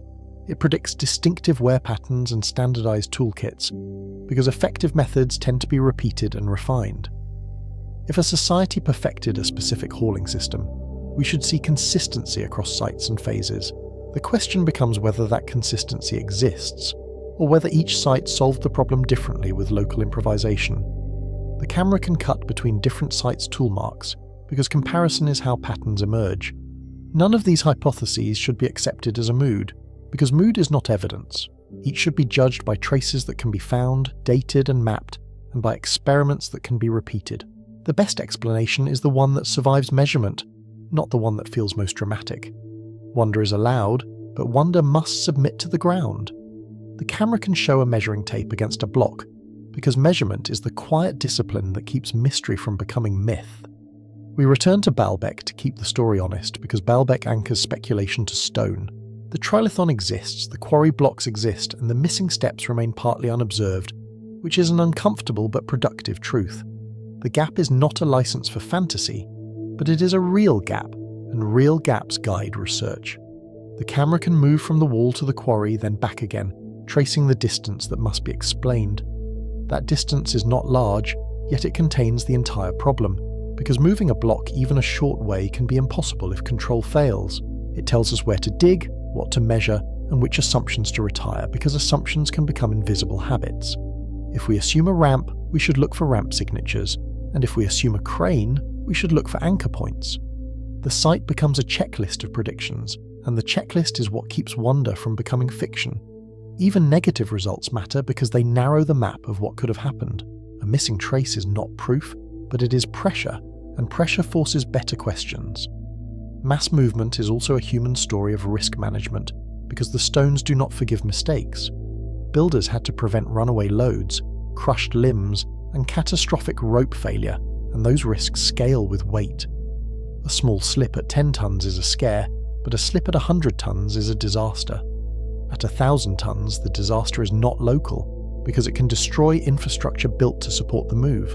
The camera can show a steep drop beside a haul route, because the edge is where risk becomes visible. That implies training and discipline, not only raw manpower, because discipline is how you keep force aligned. It implies foremen, signals, and repeated practice on smaller loads, because you do not learn coordination on a once-in-a-lifetime block. The work site becomes a system of communication, where a shouted command can be as important as a lever. The camera can show a reconstructed crew line, then isolate the caller, because one voice can prevent a cascade of errors. In that isolation, authority becomes audible, and the viewer understands how sound can be a safety device. It also implies motivation strong enough to justify casualties and cost, because even well-managed projects hurt people. Sacred duty, imperial prestige, and social competition can all fund the impossible, and they can also demand it. When a society builds at the edge of physics, it is often building at the edge of belief. We can ask quietly what kind of promise makes a person pull until their hands bleed and then return the next day. The camera can linger on worn stone steps because where is proof that many feet returned again and again? The chapter's conclusion is a pivot, because weight is only the first mystery and not the last. Even if stones can be moved, the next question cuts deeper, because it asks about knowledge rather than labour. The camera moves from hauling routes to joint lines, and the story shifts from force to control. In that shift, the monuments begin to look less like piles of rock and more like instruments. An instrument implies calibration, and calibration implies a mind that can repeat a result, not just attempt it. Mass alone does not create the deepest mystery. Precision does, because precision requires repeatable measurement and controlled finishing, and it leaves less room for improvisation. A wall can be massive and crude, yet these monuments are often massive and exact. The camera can glide along a seam so tight it seems to erase itself, and the viewer feels the question sharpen. At that seam, the stone is not only heavy, it is disciplined, and discipline is the true signature of advanced craft. We end with a promise for the next chapter, because the stones do not stop asking questions once they arrive. Once the blocks arrive, how did ancient builders shape them to fit like machine parts? If mass is the first language of power, then precision may be its most revealing dialect. And if precision is a dialect, what does it tell us about the minds that spoke it fluently? The camera holds on a joint line until it becomes abstract, and in that abstraction, the next mystery begins.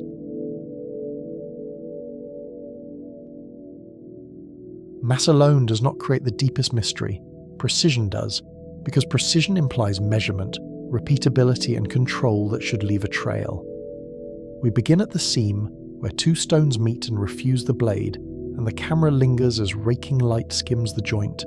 In close-up, the line is not merely thin, it is confident, an edge that holds its course across inches, then feet. Dust gathers everywhere except inside that gap, as if the stones have agreed to exclude even air. When you slide a feeler gauge toward the contact, it stops with a soft click that feels almost modern. The lens hunts for a shadow, and it finds none, because the joint behaves like a single surface. Even the sound changes when you tap near it, because vibration crosses the boundary with barely a pause.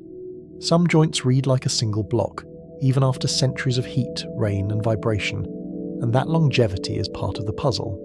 Thermal expansion and contraction should open microgaps, while settling should shift contact points, yet many seams remain stubbornly closed. Stone is not inert, and the environment is never gentle, so stability over time implies careful load distribution. When temperature cycles repeat for generations, stress concentrates at corners and floors, and those floors should grow. Yet here, the line stays clean, as if the builders anticipated the physics. If the contact area is broad and continuous, pressure is spread out, and the stone has fewer reasons to fracture. Some faces look flattened beyond what casual hammering should produce, and the edges hold straightness that feels deliberate. Under oblique light, the surface behaves like a plane, not a field of random impacts. The highlights move like a single sheet of glass, and the camera can read waviness in a way the eye often misses. If a plane is truly flat, it reflects with a predictable gradient, and these stones sometimes do. In the tightest shots, you can even see the way tiny pits have been erased, as if the surface was taught to forget its own rough beginning. The central question tightens here, because the stones do not merely sit together. They appear to have been persuaded into agreement. Who built these megastructures? How were they engineered with such precision? And what purpose justified the effort? If the builders were using simple tools, then the results demand either extreme patience or missing methods. And if the methods were known, why do we struggle to see them in the surviving traces? Precision suggests a workflow, and a workflow suggests training, supervision, and standards that had to be enforced. It also suggests a culture that could tolerate slow progress, because tight tolerances are time made visible. The claim we test is familiar and seductive, because it matches a modern intuition about manufacturing. The stones look machined, therefore machines must be missing. The counterclaim is equally confident, and it leans on a different intuition about craft. The stones look machined because skilled hands can imitate machine outcomes with time, abrasives, and disciplined measurement. Between those poles is a quieter possibility. Ancient builders may have had simple tools but sophisticated processes, A process can be more powerful than a tool because it multiplies small accuracy into large results. Precision is not one thing, and that matters because different kinds of precision leave different fingerprints. It is flatness, squareness, parallelism, and consistent angles across many pieces, not just one showpiece block. It is also repeatability across a workforce, because a single genius can astonish, but a system can build cities. When a wall maintains tolerance for tens of meters, the question becomes organizational as much as technical. What did they use as a reference, and how did they check it day after day? A reference is a quiet invention, because it turns judgment into measurement. We set a standard for the chapter, because mystery without rules becomes a mirror for our assumptions. Extraordinary claims require tool-mark evidence that cannot be produced by known hand methods. If a powered tool is proposed, it must predict distinctive signatures in stone that hand-powered abrasion cannot mimic. The burden is not to impress the eye, but to satisfy the microscope. That means measurable patterns, not just persuasive photographs, and it means comparisons across many samples. It also means admitting uncertainty when the surface has been restored, cleaned, or worn smooth by time. We move first to Egypt because Egypt concentrates the debate into a few hard materials and a long history of study. Limestone blocks can be dressed quickly, and they can be squared with copper chisels and stone rubbers. Yet granite and diorite resist casual cutting, and they resist it in different ways. If precision appears in hard stone, the tool question becomes unavoidable. Egypt also offers continuity, dynasties, workshops, and a long tradition of quarrying that left clues in toolkits and debris.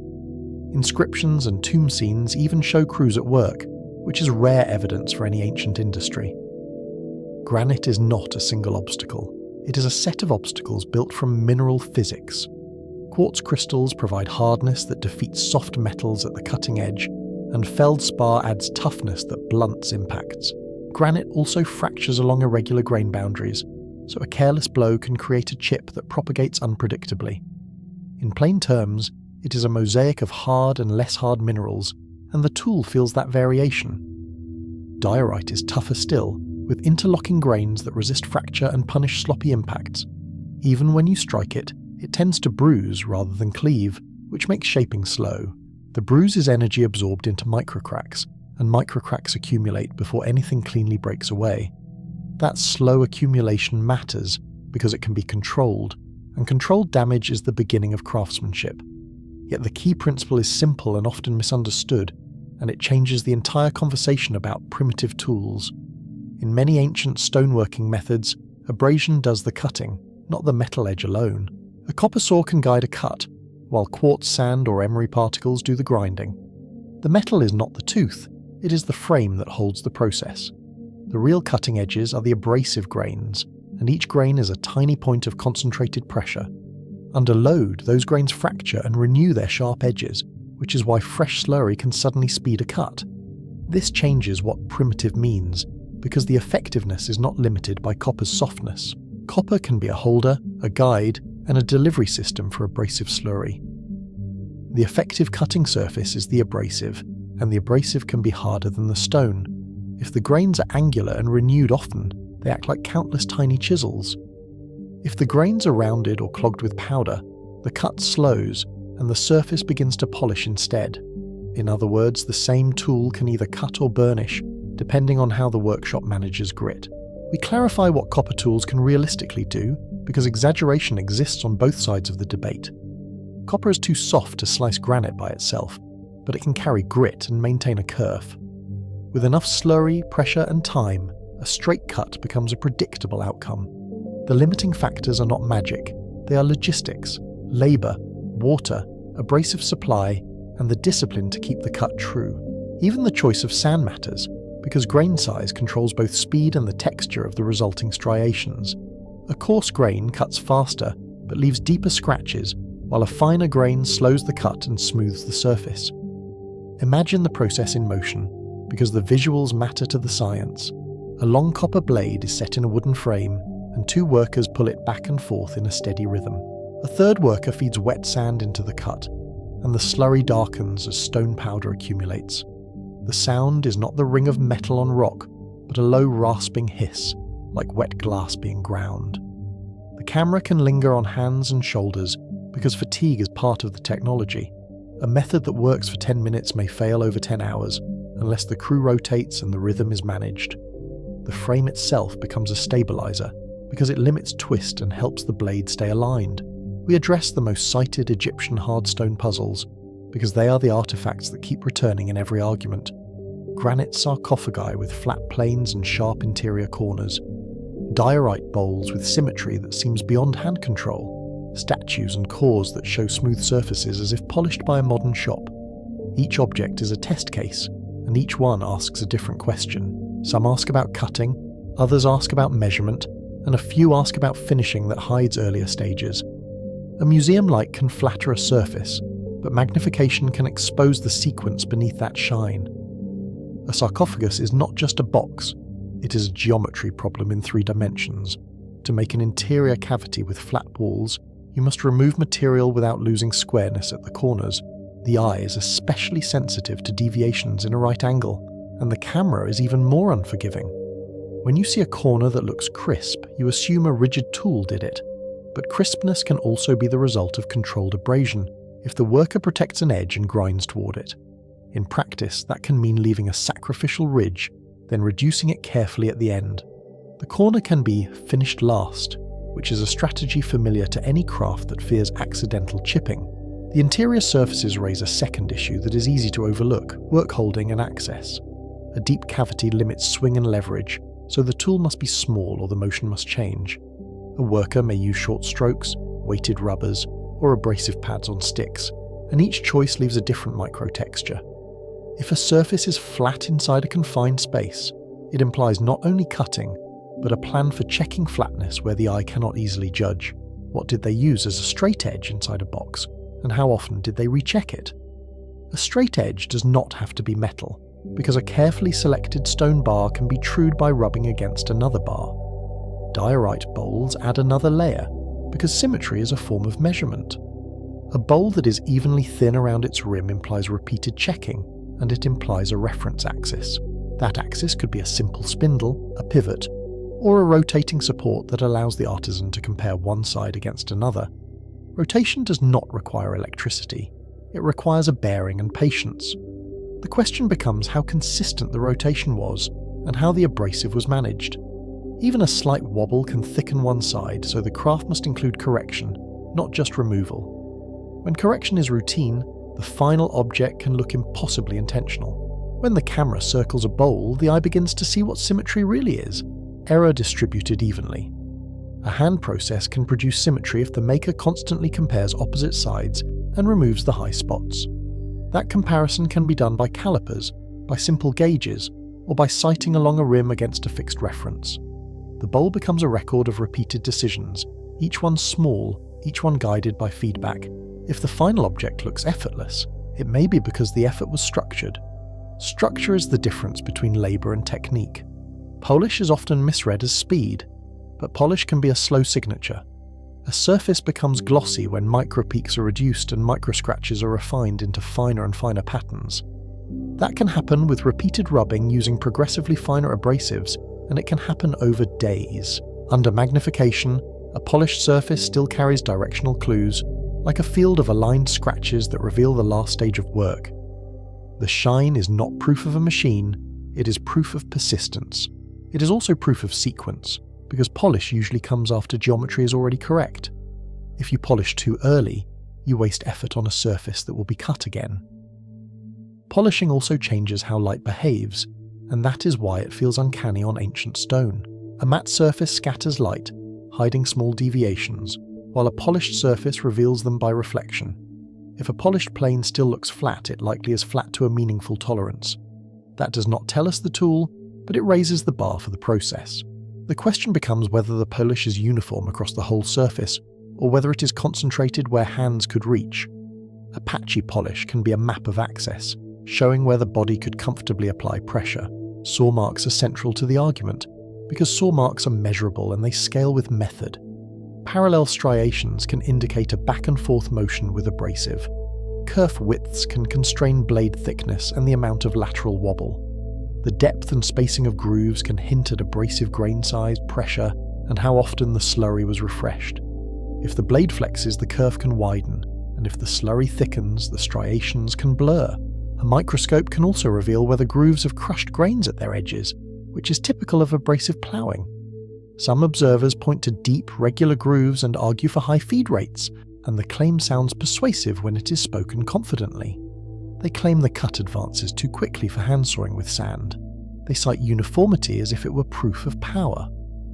But uniformity can also be a product of organisation, where teams are trained to maintain stroke length and pressure. A workshop can standardise motion the way a factory standardises parts, and the result can look mechanical. The human body is capable of metronomic repetition, especially when rhythm is shared across a crew. We slow down and separate impression from measurement because the eye is easily impressed by repetition. Feed rate depends on abrasive hardness, grain size, pressure, and slurry renewal. A slow method can still leave crisp striations, and a skilled crew can maintain steady pressure. If the abrasive is high quality and angular, it cuts aggressively at first, then dulls and must be replaced. A workshop that understands this rhythm can keep the process efficient. The science here is simple. Sharp grains plough, dull grains burnish, and the surface tells you which phase dominated. When you see a mix of deep and shallow striations, you may be seeing the moment fresh grit was added. There is also a basic mechanical truth that complicates quick conclusions. A longsaw guided by a frame tends to average out small errors, because the blade's path is constrained by the cut itself. If the kerf is straight, the blade is forced to follow it, and the abrasive does the rest. That self-guiding behaviour can produce surprisingly straight results, even with simple materials. The question is not whether it can work, but whether it matches the observed tolerances. If the cut is straight over a long distance, it may reflect the stabilising effect of the kerf as much as the skill of the hands. In that sense, the stone becomes part of the tool, because it guides the blade that is shaping it.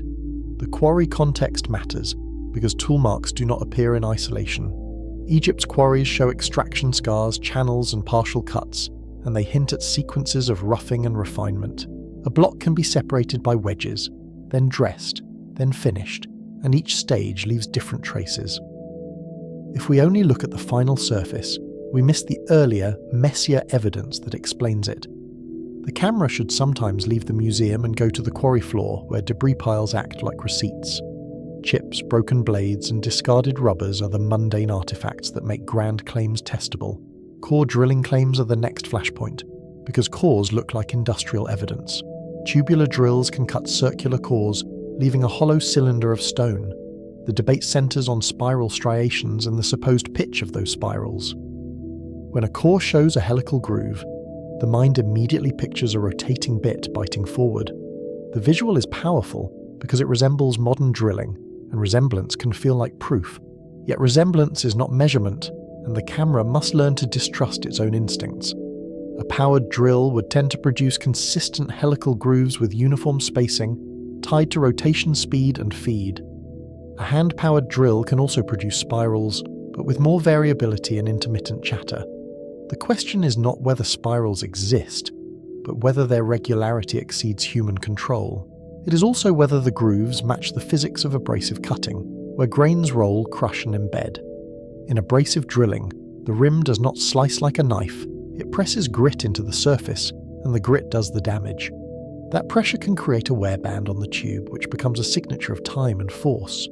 We also note a basic constraint that every experiment runs into, no matter what side it supports. Drilling hard stone requires a hard abrasive and a way to keep it in the cutting zone.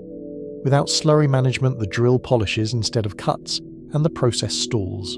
In practical terms, that means water, grit, and a method for clearing stone powder, because powder can cushion the abrasive and reduce cutting. The slurry must be thin enough to move, but thick enough to carry grains, and that balance is a learned skill. Even the temperature of the slurry can matter, because viscosity changes with heat, and heat changes with friction. Picture the drill in use, because the scene clarifies what the marks might mean. A hollow tube is set against the stone, and a worker rotates it with a bow or a lever. Wet abrasive is fed into the annulus, and the tube's rim presses the grains into the surface.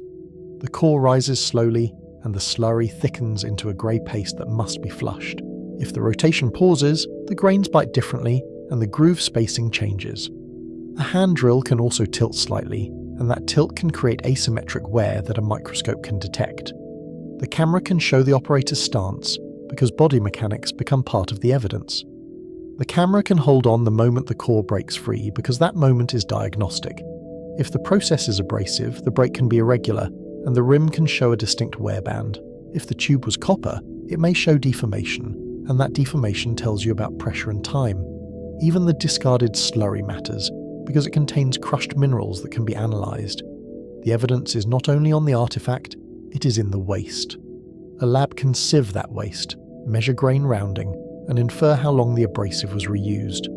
Tool marks are the chapter's forensic language, and forensics is a discipline of small things. Archaeologists read striations, percussion pits, edge rounding, and polish direction to reconstruct sequences. A surface is not just a surface, it is a record of contact events. When you change tools, you change the signature, and when you change abrasives, you change the texture.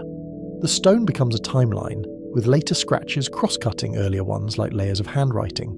The most convincing stories are the ones where the marks agree with each other, rather than pointing in contradictory directions. A pecked surface has a distinct topography, like a field of tiny craters with raised rims. An abraded surface has aligned scratches, and those scratches can cross-cut earlier pits. A polished surface can still preserve microscopic grooves, but they become finer and more uniform. Under a microscope, you can sometimes see embedded grains, and their mineral type can be identified. That is not speculation, it is measurable mineralogy. If the embedded grain is quartz, it supports a sand-based process, and if it is corundum, it suggests a different abrasive economy. Even the distribution of embedded grains can matter, because it can show whether slurry was applied evenly or in pulses. We define what would count as strong evidence for powered tools, because the debate often floats without a clear threshold. Repeating micro-groove patterns with constant pitch across long distances, heat signatures or vitrification from high-speed friction, tool steel residues or alloys inconsistent with the period. If a tool rotated at high speed, it might also leave consistent chatter frequencies that are difficult to reproduce by hand. You would expect a kind of mechanical regularity that persists even when the operator changes. The key idea is invariance, because machines tend to repeat their errors in the same way. We define what would count as strong evidence for hand-powered methods, because handwork has its own predictable irregularities, variable striation spacing tied to human rhythm, overlapping passes and slight changes in direction at stroke reversals. Abrasive grain embedding and slurry were consistent with low-speed grinding. If a worker repositions a tool, the angle of scratches often shifts subtly, and that shift can be mapped. Handwork often shows correction, small deviations that are later blended rather than a single uninterrupted pass. Correction is a signature of feedback, and feedback is the engine of precision. We acknowledge the uncomfortable reality, because evidence is only as good as access. Many famous artifacts are hard to access for independent metrology. Some are behind glass, some are restored, and some have been cleaned in ways that erase micro-evidence. Even well-meaning conservation can blur tool marks, because polishing and consolidants can fill micro-scratches. A surface that looks pristine may be the least informative, because it has been handled by modern hands. The camera can show reflections in display glass, because even that barrier becomes part of the story. We also acknowledge that replication matters, because plausibility is not the same as demonstration. A plausible method is not a demonstrated method until it is shown at relevant scale and tolerance. Cutting a small granite sample is not the same as producing a large, flat, square interior surface. Scaling up changes everything.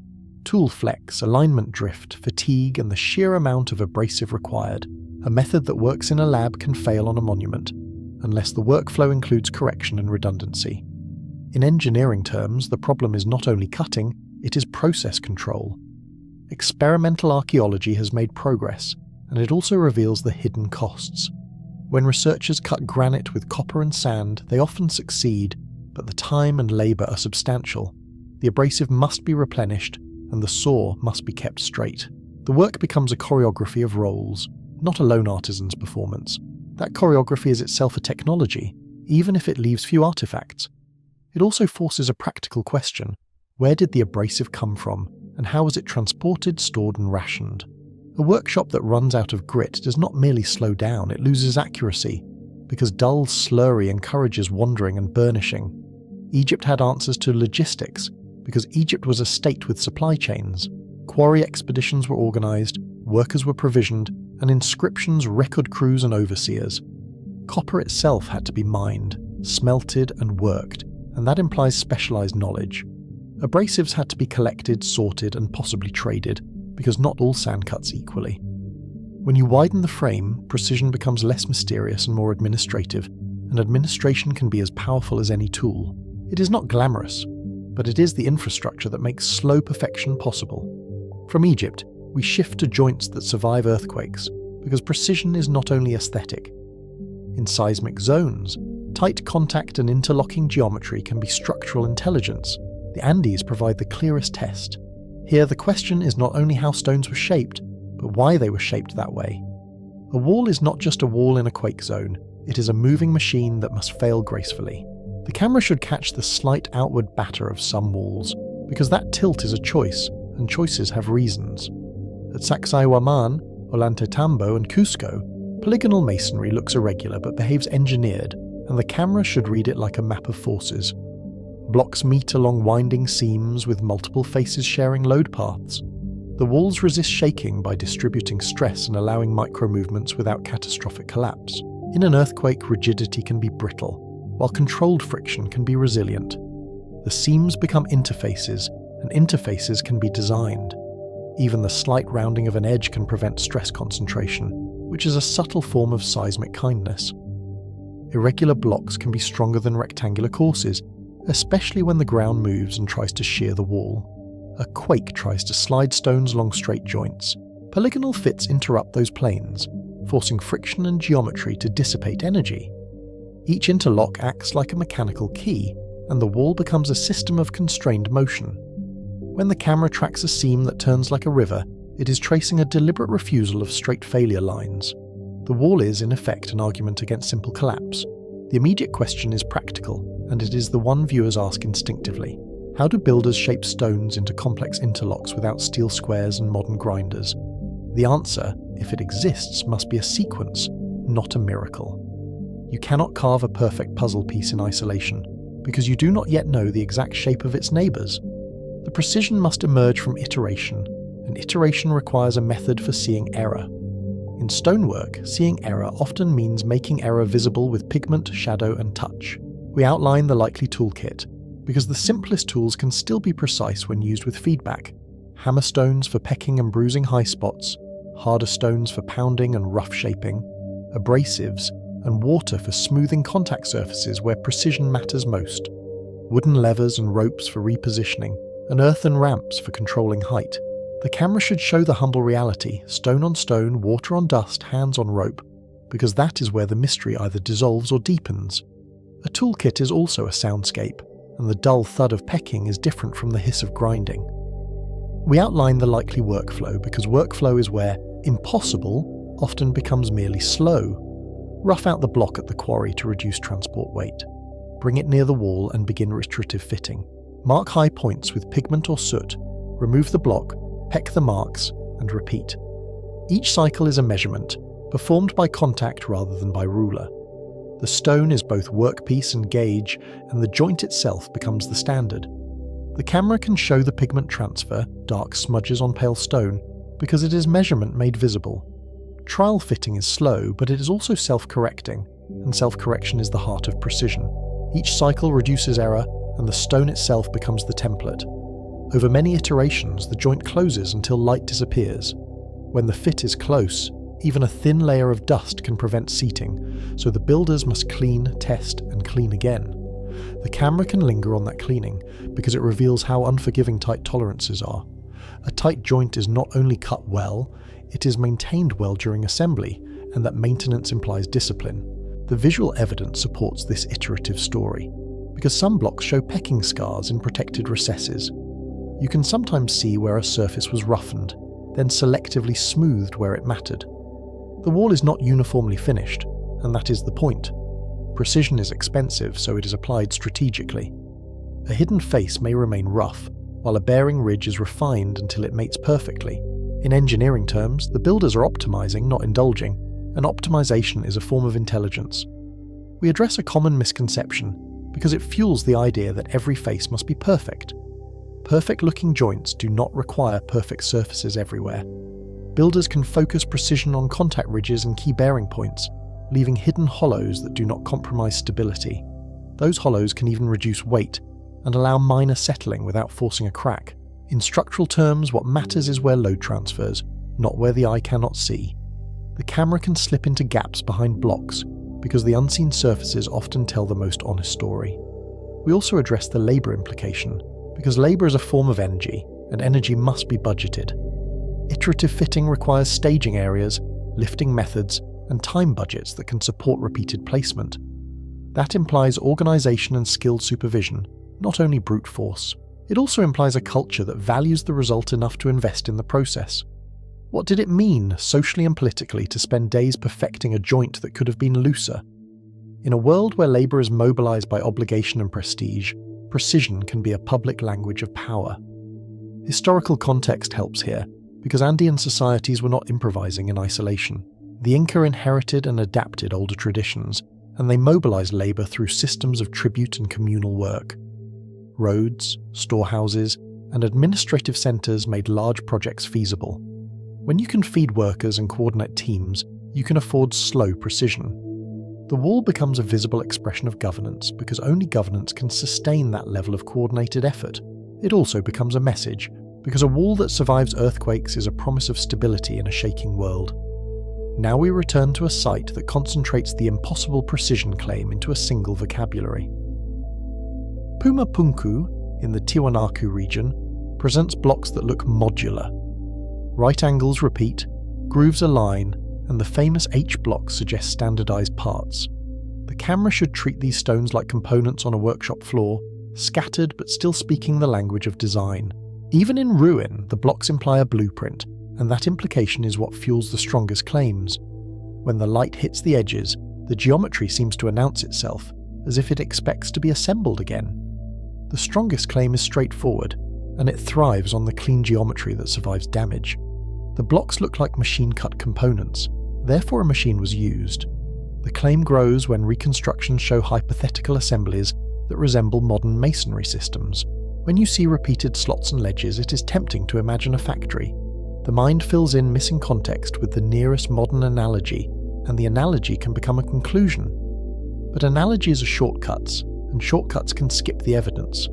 We separate what is present from what is inferred, because inference can harden into certainty without notice. Many blocks are broken, displaced, and eroded. Some reconstructions assume missing pieces and perfect alignment, which can turn a plausible module into a too-perfect diagram. The real site is messier, and the mess contains information. Variation, breakage, and repair marks can reveal whether parts were truly interchangeable or only similar in intent. If a standard part still shows hand correction, then standardization may have been aspirational rather than absolute. We examine the materials because geology sets the boundary conditions and the likely tool choices. Much of Puma Punku uses andesite and sandstone, not granite. Andesite can be tough, yet it can also be worked by pecking and abrasion with harder stones.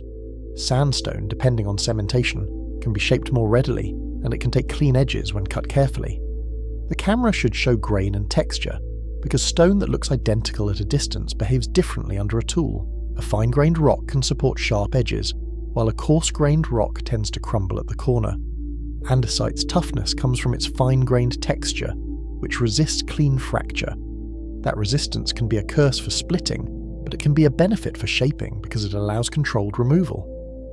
Pecking can gradually lower a surface without creating large, unpredictable chips. With enough passes, a plane emerges, and the plane can be checked against a straight reference. The work is incremental, and incremental work can look mechanical when the increments are small. The camera can linger on pecking scars, because they are like pixels in a larger image. We outline plausible methods without pretending they are proven, because honesty is part of the tone of this chapter. Pecking can establish planes and grooves, then abrasion can refine them. Straight edges can be checked with simple references, including taut chords, sight lines, and stone straight edges. A chord under tension is a surprisingly good line, and it can reveal a bulge by contact. If the chord touches in the middle, the surface is high, and the correction is obvious. If the chord floats and only touches at the ends, the surface may be low, and the worker learns where to stop removing. Right angles can be produced without metal squares because geometry can be embodied in simple tools. A triangle made from cord using a 3:4:5 ratio can establish a reliable right angle. Plumb lines can establish vertical, and water levels can establish horizontal. These are ancient principles, and they are robust because gravity is consistent. The camera can show a plumb line against stone because that simple weight carries a profound idea. Nature provides the reference. Once you trust gravity, you can build a right angle that outlasts the builder. Templates change the story without invoking power tools, and they fit the visual impression of repeated features. If a workshop uses wooden or stone templates, angles can repeat across many blocks. If the design uses modular measurements, parts can look standardized even when made by hand. A template also allows division of labor, because workers can aim for a known shape rather than inventing one. The template becomes a silent supervisor, enforcing consistency without written instructions. It also allows quality control, because a piece either fits the template or it does not. Mass production is not a modern invention, it is a social choice, and it appears whenever states need repeatable outputs. A state can train specialists to repeat a limited set of cuts. Repetition produces consistency, and consistency produces the impression of machining. When a craftsperson makes the same groove hundreds of times, the groove becomes clean. The camera can cut between multiple blocks, because similarity across pieces is the real visual argument. Similarity is also a clue, because it implies planning, and planning implies measurement. We also address the limits of this explanation, because skepticism must apply in both directions. Some grooves and internal corners appear unusually crisp for extensive pecking. Some surfaces look flatter than expected given weathering and later damage. The question is whether those impressions survive microscopic analysis. If the corners show rounded microchipping consistent with pecking, that favours hand methods. If they show uniform abrasion with consistent scratch orientation, that suggests a different finishing sequence.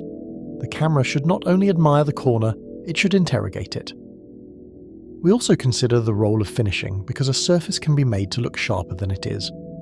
A corner can be protected during abrasion, and a final pass can remove small burrs. If a stone was later reworked or repaired, the tool marks may not be original. Context matters, and context is often disrupted at Pumapunku by damage and displacement. When blocks are moved, reused, or reset, the story becomes layered, and layers can mislead. A broken edge can reveal whether a groove is deep and functional, or shallow and cosmetic. We widen to another debate where impossible often appears, because casting changes the meaning of cutting. Ancient concrete and reconstituted stone hypotheses challenge the assumption that every block was carved. Rome provides the known high technology, and Egypt provides the controversial claim. The point is not to force an answer, but to show how material science expands the menu of possibilities. Once you allow chemistry into the toolbox, the visual logic of tool marks must be reconsidered. A cast surface can be smooth without ever being abraded, and that possibility changes what precision could mean. Roman pozzolanic concrete is not speculative, and it is one of history's clearest examples of chemistry as engineering. Volcanic ash and lime create a binder that sets underwater and gains strength over time. Roman harbour works and domes show that chemistry was part of ancient engineering, not an accident. In some marine concretes, mineral growth can even increase cohesion over centuries. The camera can show broken concrete revealing aggregate, because the interior tells a different story than the surface. The story is written in pores, crystals, and the way fragments are suspended. This matters because it reframes precision in a way that is easy to miss. If a material can be cast, then flatness and squareness can be achieved by formwork. A cast block can mimic a carved one, and the joint can be engineered by mould design. The tool becomes the mould, and the evidence shifts from chisel marks to microstructure. Instead of scratches, you look for binder phases, voids, and the distribution of particles. A microscope becomes as important as a tape measure because the clues are inside the stone, not on its face. The geopolymer hypothesis for Egypt argues that some blocks were reconstituted from limestone slurry, rather than cut as intact stone.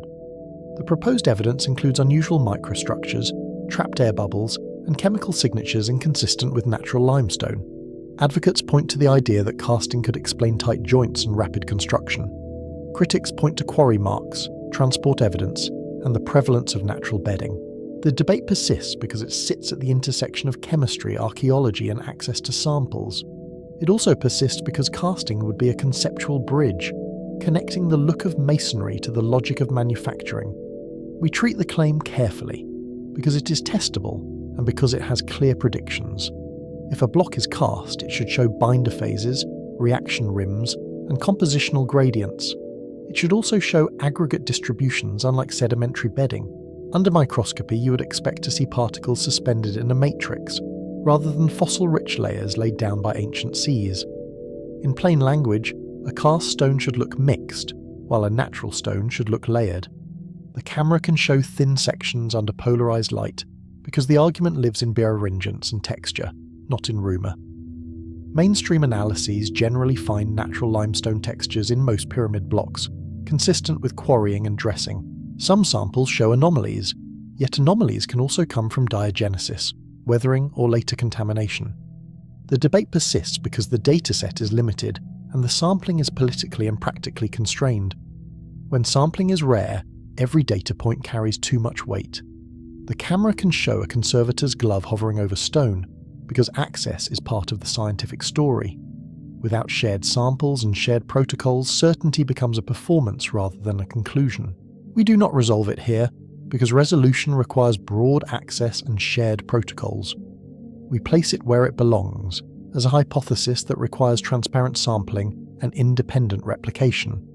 Until then, it remains a possibility, not a key that unlocks everything. Precision may be carved, cast, or combined, and the evidence must decide. The honest stance is not indecision, it is conditional belief tied to measurable predictions. In science, maybe is not weakness, it is a disciplined placeholder. Precision is not only in stones, it is in systems, and systems are where ancient engineering becomes unmistakably sophisticated. Angkor Wat and the Khmer world show this clearly, because the engineering extends beyond any single joint. Laterite cores, sandstone facing, and vast water management create a city-scale instrument. The camera should move from a carved lintel to an aerial reservoir because the same discipline connects them. A monument is impressive, but a managed landscape is a different kind of precision. It is precision that must survive not only time, but monsoon seasons. Laterite can be cut when wet and harden when exposed, which changes construction logistics in a way that is almost invisible to visitors. Sandstone facing can be dressed for visible precision, while the core carries the mass. The result is a monument that looks uniformly refined, even when different materials do different jobs. In practical terms, the builders allocate precision where the eye and the weather will test it. The camera can show a broken edge revealing the layered strategy, beauty on the outside, efficiency within. That layered strategy is itself a form of design, because it separates structural necessity from visual statement.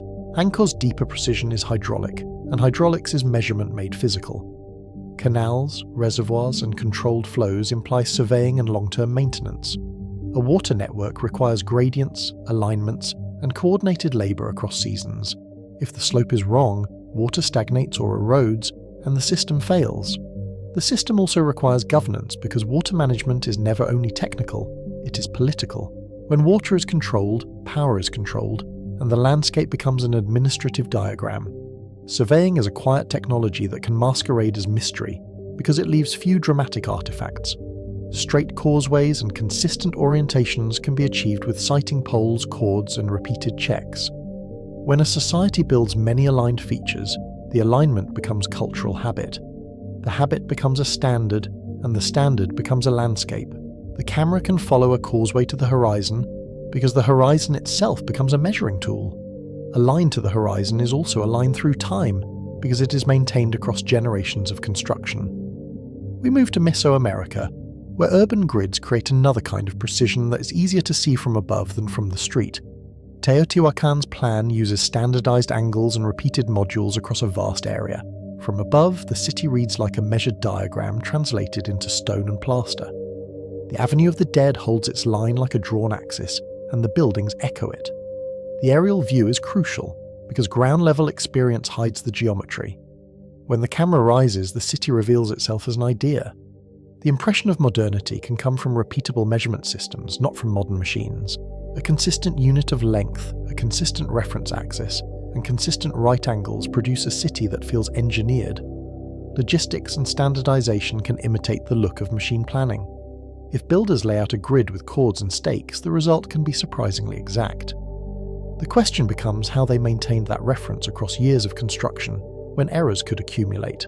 Did they resurvey, reset baselines and correct drift, the way later engineers would, even without written blueprints?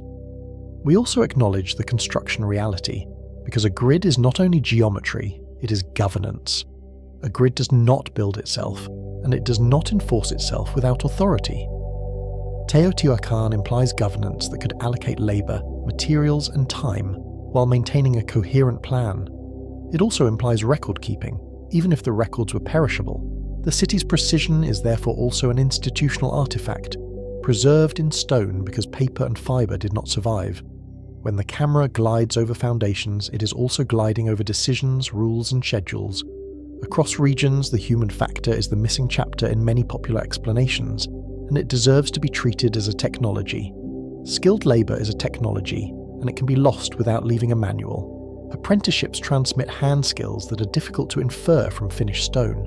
When the chain breaks, the method can vanish, leaving only the result.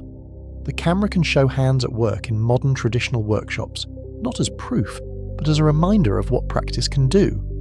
A hand that has repeated a motion for years can measure pressure without thinking, and that is a kind of embodied instrument.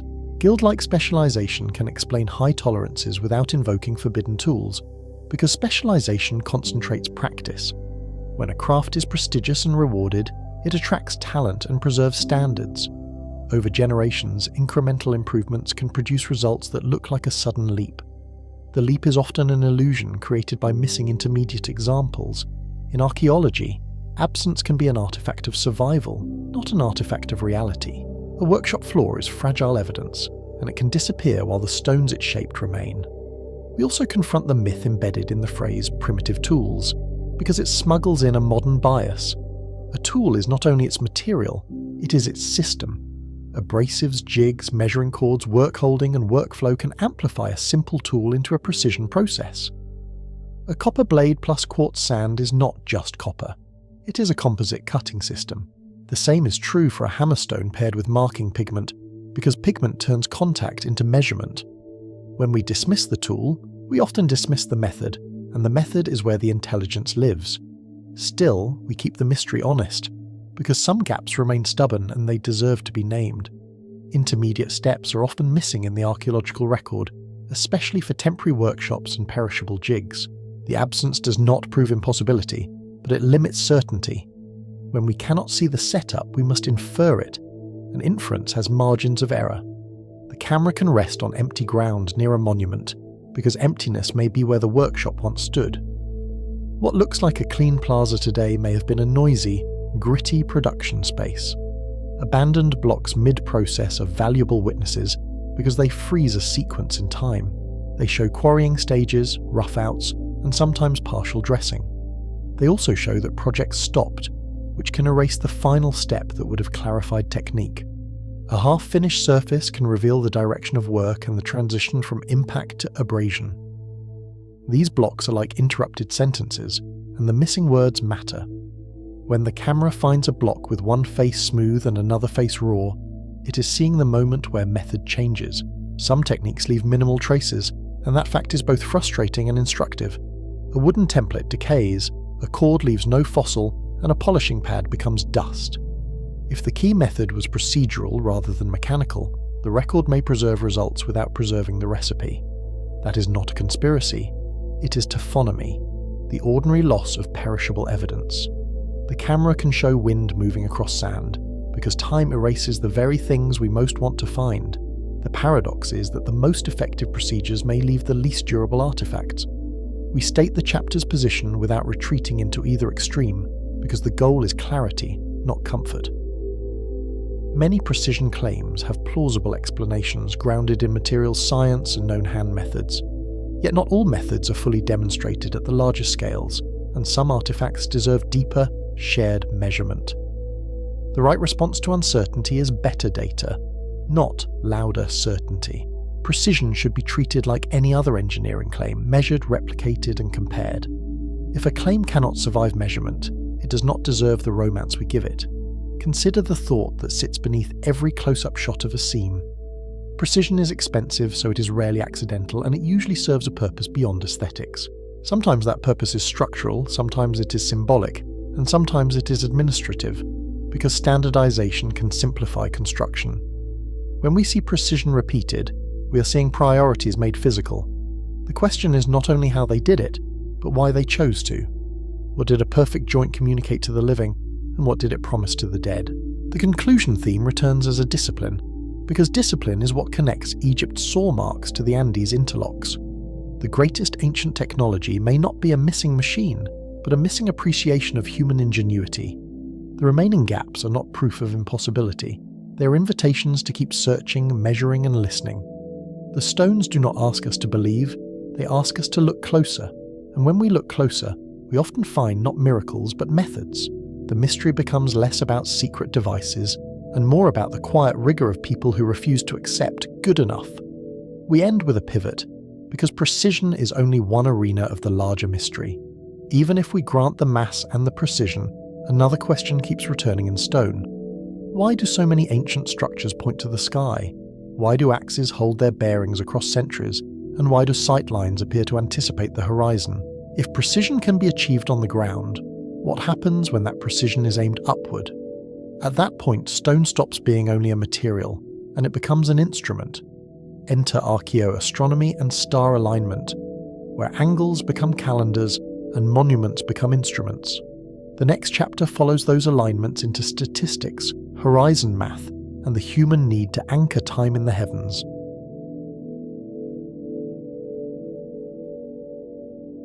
Before gears and pendulums, the sky was the most reliable clock humans ever owned, because it returned with a steadiness that daily life could trust. The sun's rise points, the moon's phases, and the stars' return dates made time visible, and they made it visible to everyone. Even without numbers, the heavens offered a repeating pattern, bright, public, and hard to argue with. That reliability is not poetic, it is physical, because the apparent motions of the sky are driven by Earth's rotation and orbit. Rotation gives us day and night, and orbit gives us the slow drift of seasons that a community can learn. Once those motions are noticed, they become a reference that outlasts any individual memory, because the next dawn arrives whether anyone records it or not. For early societies, that independence mattered. Nature kept the appointment even when people could not. In a world without printed tables, the horizon itself became a measuring stick, and the human eye became a sensor trained by repetition. Dawn did not merely arrive, it arrived from somewhere, and that somewhere drifted along the skyline with the seasons. Night did not simply fall, it revealed a rotating dome of reference points that could be memorized, compared, and checked. When you watch long enough, the sky stops being scenery and becomes a schedule. Visually, this is easy to miss until you try it, because the change is incremental and the mind likes to treat it as background. A person standing in the same place each morning can mark the sunrise with a stone, a notch, or a remembered tree. After weeks, the marks no longer look random, and the pattern begins to curve like a drawn line. That curve is the first graph many humans ever made, etched into memory, then into landscape.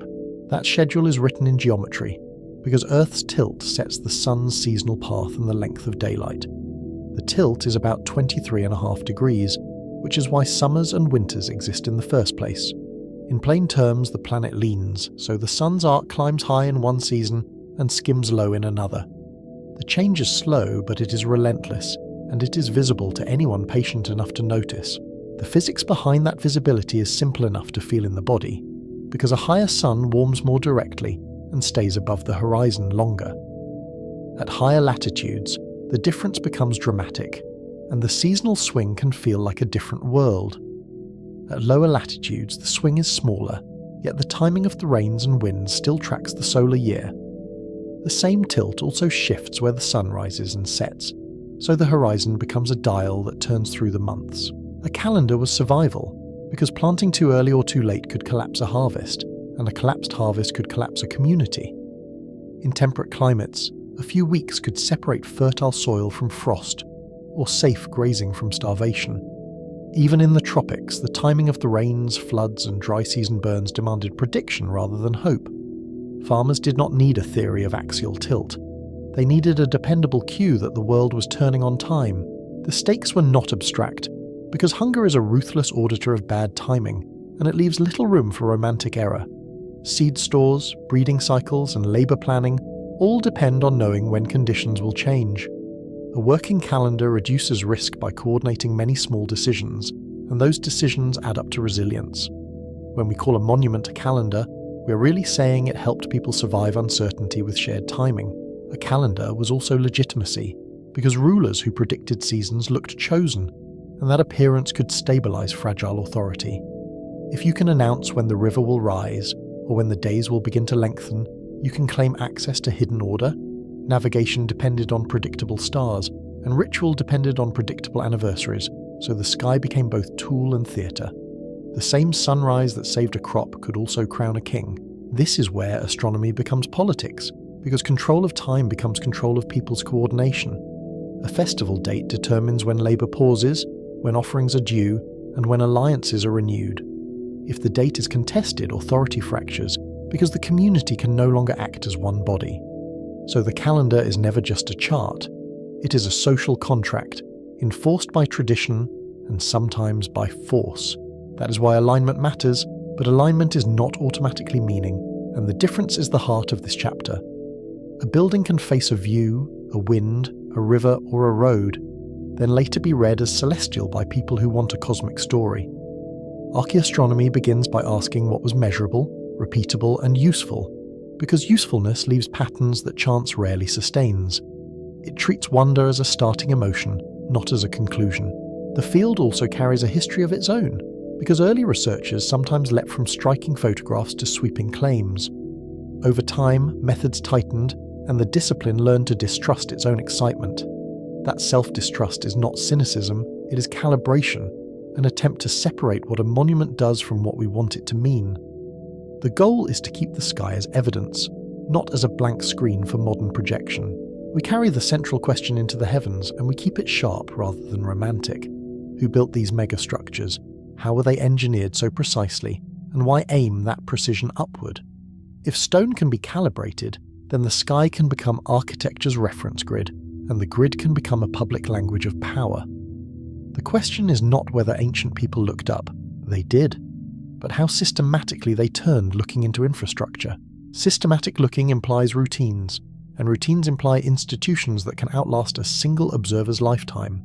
Someone has to decide where to stand, what to mark, and how to compare today with last year. Someone has to train apprentices, correct mistakes, and preserve the memory of what counts as on time. When we see enduring alignments, we are glimpsing those vanished routines, quiet, repetitive, and profoundly consequential.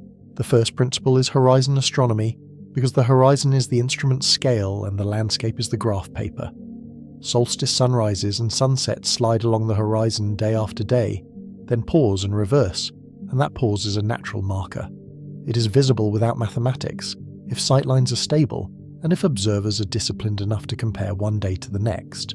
The sun seems to hesitate because its apparent motion is projected onto a distant line, and small changes become legible against fixed land.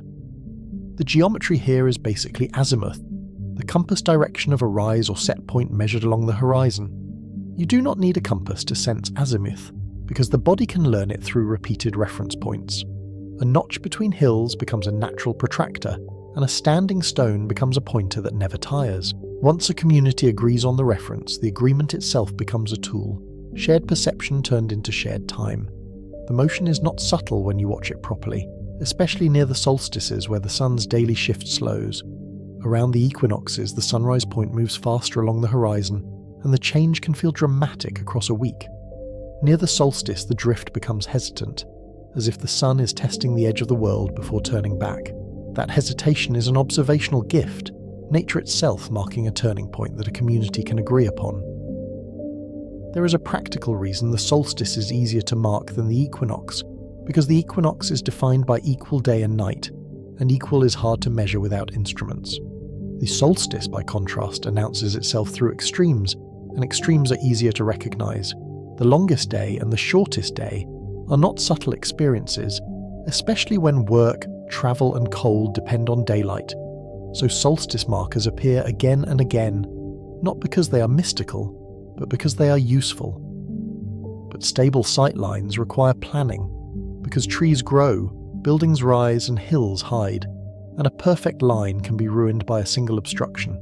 Builders choose not only a direction, but a viewing position, a notch, a marker stone, and a clear corridor that can be maintained. An alignment can be multifunctional, serving ceremony, scheduling, and social theatre, because the same line can carry many meanings. In practice, a corridor of sight is also a corridor of movement, and movement is how crowds are managed. Even the choice of materials can matter because a pale stone catches dawn light differently than dark earth, and contrast is part of visibility. A marker that glows briefly at sunrise becomes a signal that can be seen from far back in a crowd. This is where architecture becomes a kind of optical device, simple, robust, and designed for human eyes. The instrument is not hidden in a room, it is built into the public experience. To understand how deliberate this can be, imagine a fixed spot where an observer stands, and imagine a distant point on the horizon. If you shift the observer's position by a few meters, the line changes, and the target can move by degrees. That is why archaeologists look for prepared viewing platforms, worn paths, or repeated architectural cues that constrain where people were meant to stand. A true observational design does not merely point, it stages the observer. Staging also reduces disagreement, because a crowd can argue about what they saw if everyone stood somewhere different. A designed viewpoint narrows that uncertainty, and it makes the event more authoritative. If the sunrise appears exactly between two stones from one spot, then that spot becomes privileged. Privilege can be ritual, but it can also be political. Access to the best view becomes access to the calendar's power.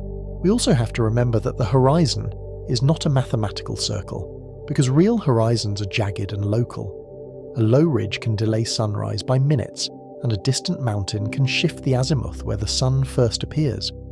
When researchers test alignments, they reconstruct the ancient horizon profile, because the sky is only half the instrument. Even the atmosphere matters, because refraction near the horizon lifts the sun's apparent position and can shift a rise point by a small but measurable amount. Refraction is especially tricky, because it varies with temperature and pressure, and the biggest effects occur exactly where horizon astronomy operates. The sun can appear when it is still geometrically below the horizon, and that difference can be more than half a degree. Ancient observers did not need to name refraction to work with it, because they simply learned what counts as sunrise in their place. Modern analysts, however, must model it carefully, otherwise precision claims become inflated by invisible air. Stonehenge sits inside a wider Neolithic landscape, not as an isolated ring dropped into empty grass. The chalk plain is dotted with barrows, cursus monuments, pits, and processional routes, and those features suggest a long memory of sacred geography. In aerial views, the land looks like a palimpsest, layers of intent written, erased, and written again. The monument is a node in a network, and the network hints at repeated return. The chalk itself shapes the visuals because it reflects light and keeps the landscape open, turning distant features into clear silhouettes. From ground level, the horizon feels wide and readable, as if the land invites sightlines. In mist or low sun, the barrows rise like gentle shadows, and the cursus stretches like a scar across the plain. This is not empty space. It is a curated stage, built over generations by people who kept coming back. The monument's axis aligns broadly with solstice sunrise and sunset, tied to the heelstone and the avenue, and that broadness matters. It is not a laser line, but it is not random either, because it repeats a seasonal logic that can be tested. The avenue's orientation and the placement of keystones create a guided gaze, and the gaze is part of the ritual. When the crowd is guided to look together, the sky's cycle becomes a shared fact rather than a private observation. The engineering behind that broad alignment still demands respect, because setting a consistent axis requires surveying over distance. The builders had to establish a line, maintain it, and anchor it with massive stones that could not be nudged casually later. They also had to work with irregular shapes because stones are not machine-cut blocks. Precision here is not micrometers, it is social precision, many hands agreeing on the same direction. On a cold midwinter evening, the setting sun would have slid toward the far end of the axis, and the light would have dropped behind the stones like a closing door. On midsummer morning, the sunrise would have arrived from the opposite direction, and the first light would have spilled into the circle with a kind of staged inevitability. Even if the exact experience changed over centuries, the idea of a solar performance could persist.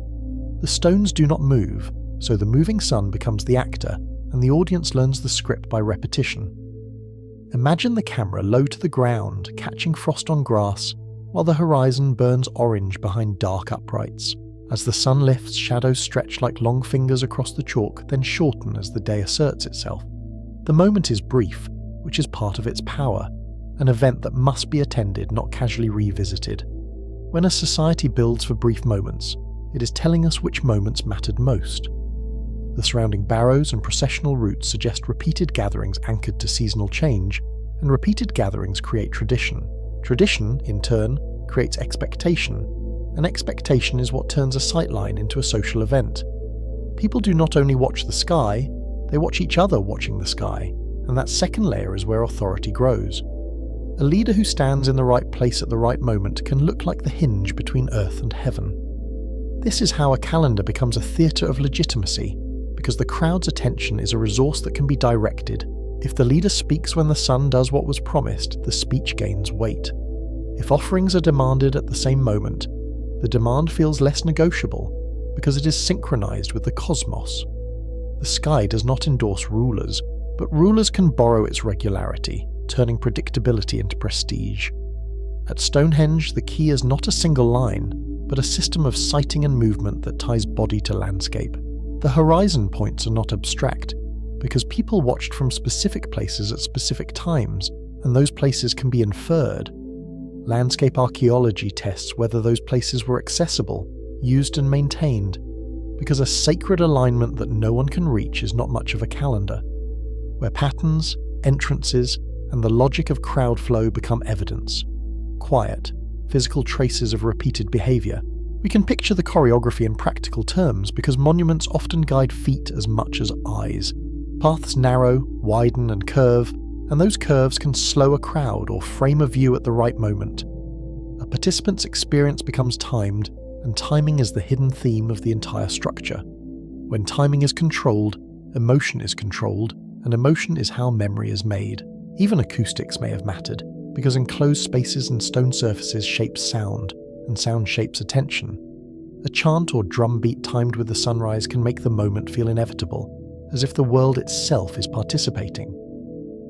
We cannot always prove these sensory layers, but we can acknowledge them as plausible design goals. Monumentality is rarely only visual. It is an attempt to orchestrate the whole body, yet Stonehenge also teaches caution, because many stones create many possible lines, and human pattern seeking is relentless. If you draw enough lines, some will hit something significant by chance, especially when the sky offers countless targets. The question becomes whether the chosen lines cluster around meaningful dates beyond random expectation, and whether those clusters are consistent across phases of construction. A persuasive alignment is rarely a single coincidence. It is a repeated choice embedded in multiple design decisions. There is also the problem of time depth, because Stonehenge was built and rebuilt across many centuries. A line that seems meaningful in one phase might be accidental in another, and later builders could repurpose earlier features. Archaeoastronomy has to work alongside stratigraphy and radiocarbon dates, because alignment without chronology is only half an argument. Even the meaning of solstice can shift culturally, because what matters is not the physics but the social decision to care. Long construction histories also create a temptation to flatten time, treating all stones as if they belong to one plan. In reality, plans evolve, and meanings evolve with them, sometimes in ways that leave no written trace. A later community can inherit an axis and reinterpret it, because inherited structures invite new stories. So the careful question is not only is it aligned, but when, and for whom, did it matter? From Neolithic Britain we move to Egypt, where alignment becomes almost unnervingly exact. On the Giza Plateau, the pyramids are oriented near true north with tiny errors, and those errors are small enough to demand explanation. In wide shots, the geometry looks serene, but the serenity is the product of measurement and control. The plateau reads like a deliberate diagram laid onto desert bedrock.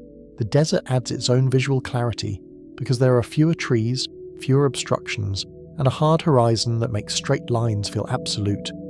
At sunrise, the pyramid faces shift from cool grey to warm gold, and the edges sharpen like drawn ink.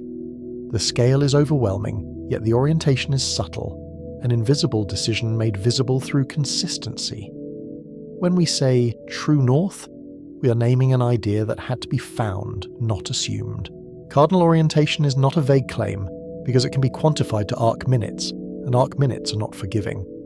1 arc minute is 1/60th of a degree, and over the length of a pyramid's base it becomes a measurable offset. Precision at that level implies a method for finding true north, not magnetic north, and repeating it reliably across large distances. It also implies that survey lines were protected from drift, kept straight in a world where ropes sag and stakes shift. It also implies a workforce trained to preserve a baseline across years, because construction is not a single-day event. Lines must be extended, checked, and rechecked as courses rise, and small errors can accumulate if they are not corrected early. The builders were not only moving stone, they were maintaining a geometric promise. In the heat shimmer of the plateau with dust and glare, that promise would have required discipline that is easy to underestimate. Several methods could achieve this without modern instruments, and the plausibility is part of what makes the mystery productive rather than supernatural. Circumpolar stars can define north by observing their rotation around the pole because their paths are stable and repeatable. Shadow methods can approximate cardinal directions, then be refined by repeated checks, especially when combined with careful leveling. The key insight is simple. Nature provides straight lines if you know where to look. A simple shadow method, for example, uses a vertical gnomon and marks the tip of its shadow through the day. If you draw a circle around the gnomon and mark where the shadow intersects the circle in morning and afternoon, the line between those points approximates east, west. From east, west, north, south follows, and the method can be improved by repeating it across multiple days. With careful leveling and a stable platform, the errors shrink, and shrinking errors is what skilled surveying is. Leveling is the quiet hero in these discussions, because a tilted platform introduces systematic errors that no amount of careful sighting can fully fix. The Egyptians had water, plumb lines, and the patience to make flat surfaces, and flatness is a prerequisite for reliable right angles. When you see a pyramid's base, you're seeing not only stone placement but ground preparation. The invisible work under the first course is often where precision is won. The circumpolar star method fits a ritual worldview because imperishable stars never set, and they seem to escape death. It also fits a practical workflow because night observations can establish a line, then daytime work can extend it with ropes and stakes. The method is plausible, but the exact procedure remains debated because the ancient texts are suggestive rather than explicit. That ambiguity is important. Egypt left words, but not the kind of technical manual modern readers wish for. One proposed technique uses 2 circumpolar stars and observes when they align vertically, because that moment defines a meridian line. Another approach tracks the upper and lower culminations of a single star, because the midpoint between those directions can indicate true north. Each method has strengths and weaknesses, and each produces characteristic error patterns that can be compared to the pyramid's measured deviations. In other words, the mistakes themselves become fingerprints, and fingerprints can reveal the method. Those deviations are not random, which is why the debate stays alive. If multiple pyramids share a systematic offset, it hints at a consistent observational method rather than sloppy work. It also hints that the sky itself at that epoch was part of the measurement, because the pole was not marked by today's Polaris. The North Point was a moving target, and the builders had to define it by motion, watching stars circle an empty center. This is a subtle concept to visualize, so imagine the camera aimed at the night sky. Time-lapse turning stars into arcs around a dark point. There is no bright nail in the sky that says north, only rotation and symmetry. To find the axis, you must find the center of that rotation, and that requires repeated observation. The method is elegant, but it is also demanding, precision extracted from patience. The historical context sharpens the picture, because Old Kingdom Egypt was an administrative state with taxation, logistics, and record-keeping. Grain had to be counted, labour had to be scheduled, and stone had to be quarried and transported at scale. A society that can coordinate seasonal Nile floods can also coordinate long baselines and repeated checks. Precision in stone is not an isolated miracle.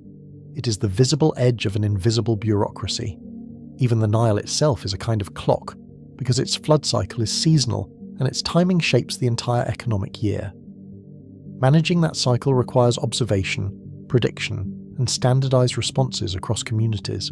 When a state can mobilize labor during inundation, when fields are underwater, it can also mobilize labor for monumental building. The pyramids, in that sense, are not only tombs, they are administrative feats made visible.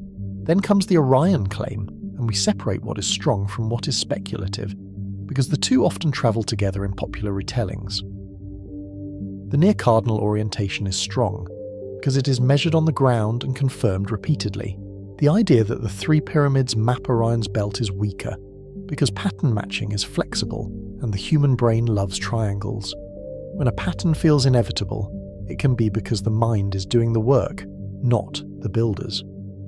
Orion correlations also face a precession problem, because the sky shifts over millennia, and the shift is calculable. If a star map is claimed, the claim must specify an epoch and show why that epoch matters, rather than drifting across time. Without an epoch, the match can be tuned until it looks convincing, and tuning is not evidence. The sky is not a static backdrop for mythology. It is a moving coordinate system. Precession is the slow wobble of Earth's axis, changing star positions relative to seasons, and it is one of the most important filters in archaeoastronomy. Over thousands of years, the pole star changes and constellations rise differently, so the sky's coordinates are not permanent.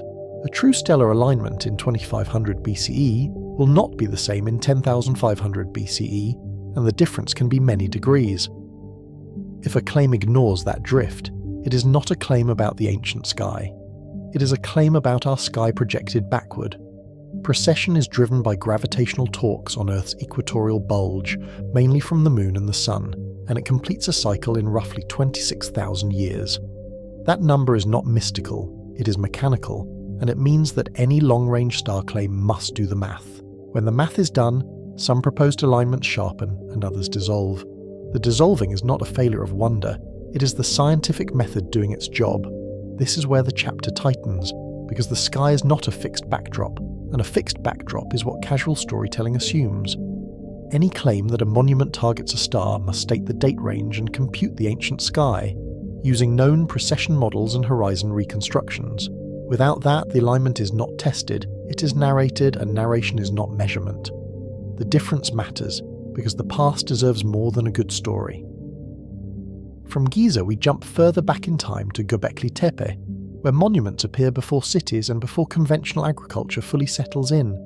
Massive T-shaped pillars, carved with animals, stand in circular enclosures dated to the early Holocene, and the dating is one of the site's most solid anchors. The stone surfaces hold reliefs of foxes, boars, snakes, birds, and abstract symbols that feel both immediate and coded. In close-up, tool marks catch the light, and the carvings seem less like decoration than like statements. The visual impression is startling, because the pillars are not crude, and the composition is not accidental. In sweeping shots, the circles read like gathered bodies, and the central pillars stand like presences rather than supports. The site forces a question about early organisation and symbolic intent, because it suggests coordination before the usual markers of complex states. If people could gather, quarry, carve and raise these stones, what else could they coordinate that has not survived? The early Holocene context matters, because climate was shifting after the last glacial period, and ecosystems were reorganising. Herds moved, plant communities changed, and human groups faced new opportunities and new pressures. In that kind of world, a shared ritual centre can be more than religion. It can be a social technology for alliance, trade, and conflict management. A monument can be a treaty written in stone, renewed by a return. The shift from glacial conditions to warmer, more stable climates also changes what season means, because the timing of resources becomes newly predictable. Predictability encourages planning, and planning encourages larger gatherings, because surplus can be shared and stored. Yet predictability also creates competition, because valuable places become worth defending. In that tension, a ritual centre can stabilise relationships, turning potential conflict into scheduled encounter. Some interpretations propose star alignments at Göbekli Tepe, or a coded record of a comet impact, and those interpretations are part of the modern fascination. The carvings have been read as constellations, and the enclosures as observatories, as if the stone were a skybook. These ideas are provocative, but the evidence is contested, and the contest is not a footnote. A contested claim can still be useful, because it forces researchers to specify what would count as proof. A key difficulty is that iconography can support multiple readings, especially when the symbols are not accompanied by texts. A fox can be a fox, a clan emblem, a mythic actor, or a star pattern, and each interpretation can sound plausible in isolation. Archaeoastronomy becomes strongest when it can tie imagery to a measurable, repeatable alignment, rather than to an imaginative overlay. The harder the claim, the more it must lean on geometry, not metaphor. What is evidenced is the dating, the monumental labour, and the iconography's richness, and those facts are already extraordinary. What remains conjecture is a precise astronomical key that unlocks a single message, because single message theories often underestimate cultural complexity. The carvings may be mythic, totemic, seasonal, or many things at once, and many things at once is often the most human answer. A symbol can teach, warn, entertain, and bind a group together, all at the same time. Göbekli Tepe still matters for archaeoastronomy, because it shows early people building with cosmic symbolism, even if we cannot yet prove a strict observational program. Even without proven alignments, the site suggests that sky stories could motivate heavy labour, and heavy labour requires shared belief. It implies a knowledge system that organised time, animals and ritual into stone, and that organisation is itself a kind of technology. When knowledge becomes collective, it becomes durable, and durability is what monuments are for. The deeper implication is about memory, because monumental stone can outlast oral recall, and it can stabilise tradition across generations. A circle of pillars does not forget, even if people do, and that persistence can anchor seasonal gatherings. When a community returns to the same place year after year, the place becomes a calendar in the social sense, even if it is not a precise observatory.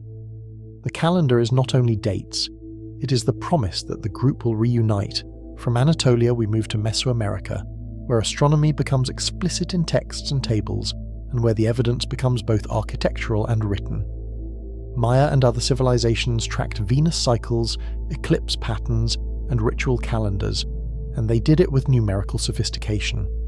Their buildings often embed these cycles as sightlines and staged light events, so the sky becomes a script performed in stone.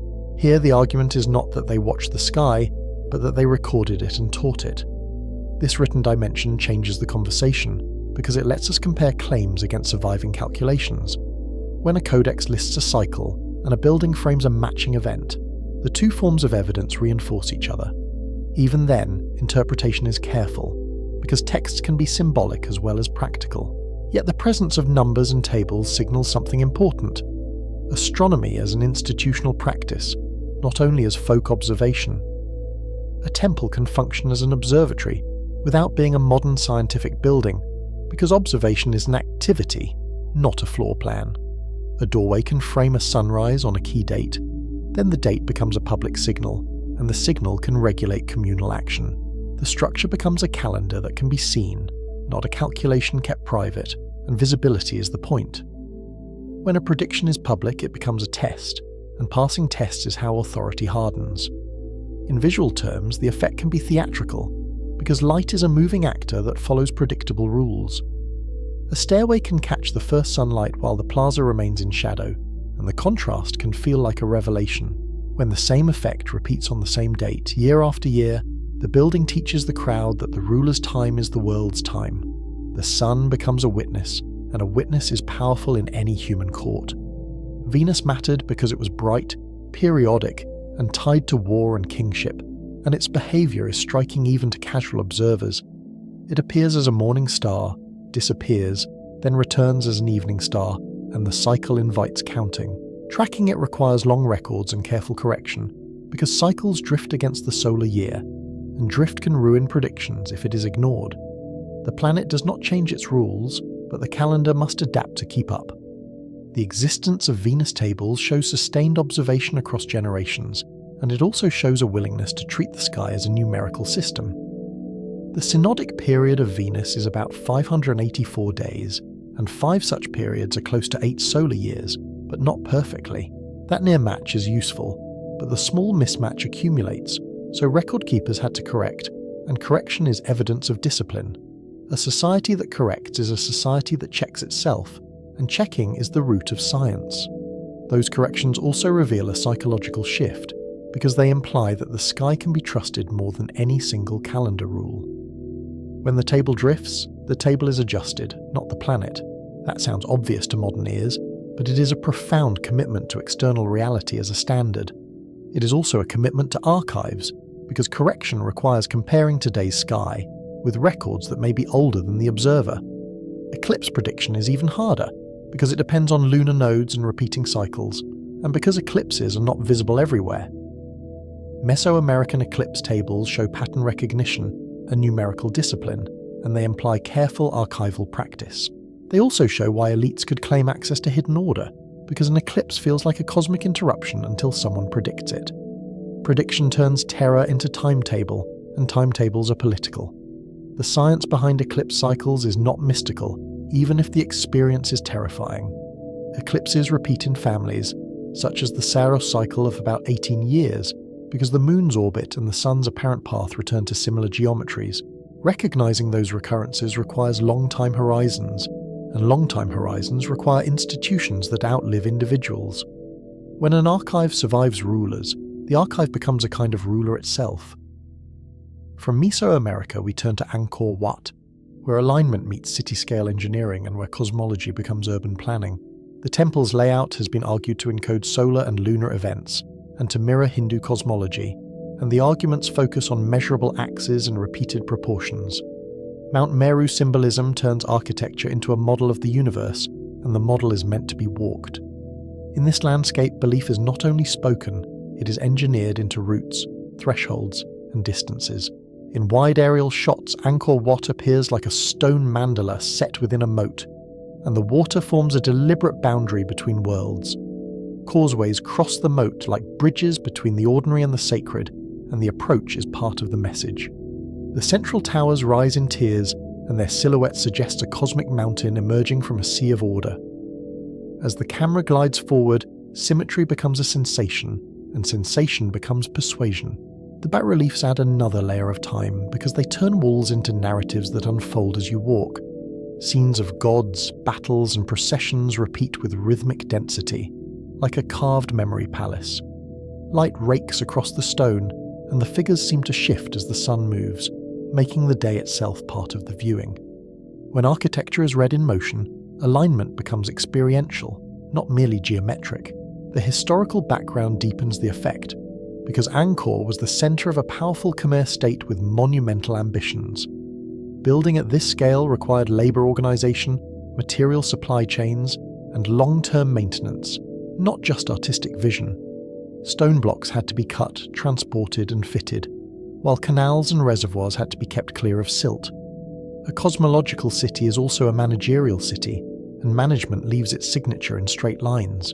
Angkor's cosmic claim is not only in axes and towers, but in water, and water is where symbolism meets survival. Barrays, canals, and controlled flows reshape the landscape into a managed system, and the scale is difficult to grasp from the ground.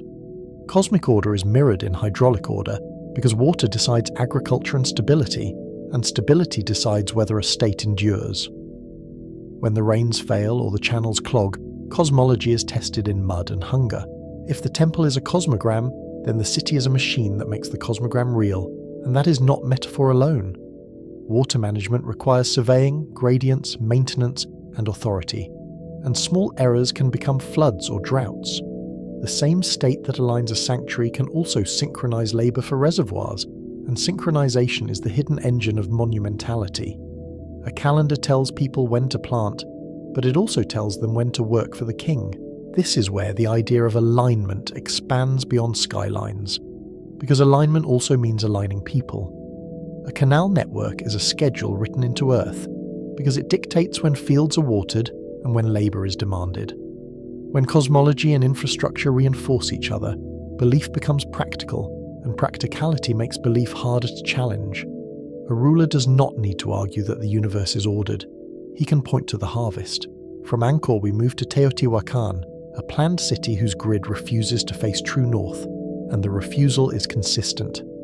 The city is rotated about 15.5 degrees, and the offset repeats across major structures, including the Avenue of the Dead. The repetition suggests a deliberate baseline, not a casual error, and deliberate baselines are where archaeoastronomy begins to ask sharper questions. A consistent skew is a signature, and signatures imply intention. In ground-level visuals, the avenue feels like a corridor aimed at something just off the expected axis, and that just off is the clue.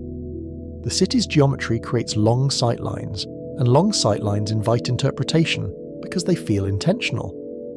When a whole city shares the same skew, it becomes difficult to dismiss as convenience. The camera can hold the line of the avenue until the horizon itself seems to lean. Several explanations compete, and each must match the full pattern, not just one building. The offset may target solar events tied to agricultural dates, or the setting of a key star in a specific era, and both possibilities can be modelled. It may also follow local topography, sacred mountains, or inherited planning traditions, because cities are compromises between ideals and ground. In a real city, the sky is one constraint among many, but it can still be the dominant one. Teotihuacan warns us that astronomy is rarely the only driver, and that is a mature conclusion rather than a skeptical one. A city grid can reconcile sky, terrain, and ritual roots in one compromise, and compromise can still be deliberate. The question is which constraint dominates, and whether the same offset appears in later cities, suggesting a tradition rather than an accident. When a planning rule persists, it becomes cultural memory made geometric. Now we step back and ask how researchers test alignments without turning them into a Rorschach test, because the danger is always overreading. Statistical rigor is the difference between discovery and storytelling, and it begins with sample size. One monument can mislead, and one dramatic photograph can mislead even more, because images hide uncertainty. The camera loves a perfect line, but science asks how many imperfect lines point the same way. Researchers define a null model, then ask how often random orientations would hit solstices or cardinal points, given the local horizon. They account for horizon profiles, because hills shift rise points by degrees, and degrees matter when claims are precise. They state error margins because ancient builders had tolerances, not lasers, and tolerances can be estimated from construction methods. A measured alignment is never a single number. It is a number with a range, and the range is the honest part. In practice, this means measuring azimuths accurately, correcting for true north, and then comparing the measured distribution to what chance would produce. It also means deciding what counts as a hit, because a window of 1 degree is not the same as a window of 10. The tighter the window, the stronger the claim, but only if the builder's capabilities justify that tightness. If the tolerance is unrealistic, the claim becomes a modern fantasy imposed on ancient work. Researchers also have to decide which architectural features are legitimate targets, because a monument has corners, doorways, walls, and diagonals that can be selected opportunistically. If every edge is counted, significance can be manufactured. Better studies define features in advance, justify why those features mattered, and then test whether their orientations cluster. This is not bureaucratic fussiness. This is how we keep curiosity from turning into self-deception. Cherry-picking is the constant danger, because the sky offers endless targets, and the human mind can always find a story. If you choose the target after seeing the data, you will always find a match, because you are fitting rather than testing. Good practice pre-registers targets, compares many sites, and reports failures as data, because failures constrain the story. A null result is not boring. It is a guardrail that keeps interpretation from drifting into myth. Precession returns as a filter that destroys vague claims, and it does so with indifferent mathematics. If a structure targets a star, the claim must specify the epoch and show the match within uncertainty, including uncertainties in construction date. If the epoch is chosen to improve the fit, the claim weakens, because the fit becomes a moving goalpost. The sky can be reconstructed, but only if the timeline is treated as part of the instrument. Even with rigor, some alignments remain persuasive because they cluster around practical dates that matter to food and labour. Solstices and equinoxes are not arbitrary because they bracket seasons and ritual cycles, and they can anchor agricultural planning. Agricultural societies benefit from public markers that coordinate planting, taxation, and festivals because coordination reduces risk. When everyone agrees on the date, everyone can act together, and acting together is the first step towards state power. This is where sacred sites become power technology, not just art, and the phrase is meant literally. Priests and rulers who control the calendar control labour, offerings, and legitimacy because calendars are schedules for society. Predicting a solstice is not magic, but it can look like magic to a crowd, especially when the prediction is staged as certainty. The crowd does not see the months of observation, it sees the moment of success, and the moment becomes proof. Architecture amplifies that authority by making prediction visible and repeatable, and repeatability is what turns knowledge into institution. When sunlight hits a marker on the expected day, the building performs certainty, and the performance is hard to argue with. The performance turns knowledge into spectacle, and spectacle turns hierarchy into common sense, because it feels like the world agrees. A stone corridor that catches a beam at dawn can be more persuasive than 1,000 speeches. The chapter's tension deepens because the knowledge is both simple and profound, and that duality is why it is easy to underestimate. You do not need modern physics to track the sun, but you need patience and records, and patience is a social resource. You do not need metal to build a calendar, but you need social stability, because observation across decades requires continuity. Continuity is fragile, so when we see it implied in stone, we are seeing a rare achievement. To widen the frame, we cross oceans to Polynesian wayfinding, a parallel astronomical technology that leaves few stones behind. Navigators memorize star paths, swells, winds, and bird behavior to travel vast distances, and the distances are not small. At night, the canoe becomes a moving observatory, and the horizon becomes a rotating instrument panel. The sea is featureless, so the sky becomes the map, and the map lives in trained attention. In visual terms, the ocean night is almost total black, with only phosphorescence and starlight breaking the surface. The canoe rises and falls, and the stars seem to pivot around the mast, turning the sky into a compass rose. A navigator's body becomes the stabilizer, learning the rhythm of swells and the angle of wind on skin. This is precision without rulers, measurement performed by senses disciplined through apprenticeship. Polynesian navigation proves that precise sky knowledge can be embodied and transmitted orally, without libraries or carved tables. It also proves that technology is not only machines, but trained perception and shared maps in the mind, reinforced by apprenticeship. A culture can be scientifically capable in its own terms, and capability can be invisible to outsiders who only count monuments.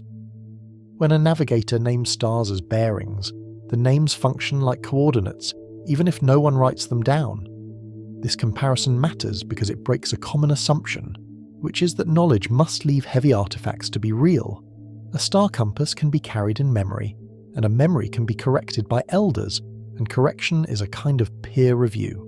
When we look at stone alignments, we should remember that the stone may be the surface of a much larger, mostly vanished training system. The monument is the visible tip of an educational iceberg. So what do alignments imply about lost civilizations and hidden teachers, and why does the question keep returning? They could suggest contact, but they also fit a recurring human pattern, because humans share the same sky and the same biological need to anticipate seasons. People everywhere look up, notice cycles, and anchor meaning to what repeats, because repetition feels like truth. The uncanny part may be less about secret transmission and more about shared constraints that shape similar solutions. The stronger implication is about institutions, not aliens, and that is where the evidence points most consistently. Alignments at scale imply long observation, shared standards, and authority that can enforce a plan, even when the plan is inconvenient. They imply that knowledge was organized, protected, and turned into architecture, and that architecture then taught the knowledge back to the public. A monument is a textbook that cannot be burned, because it is also a mountain of stone.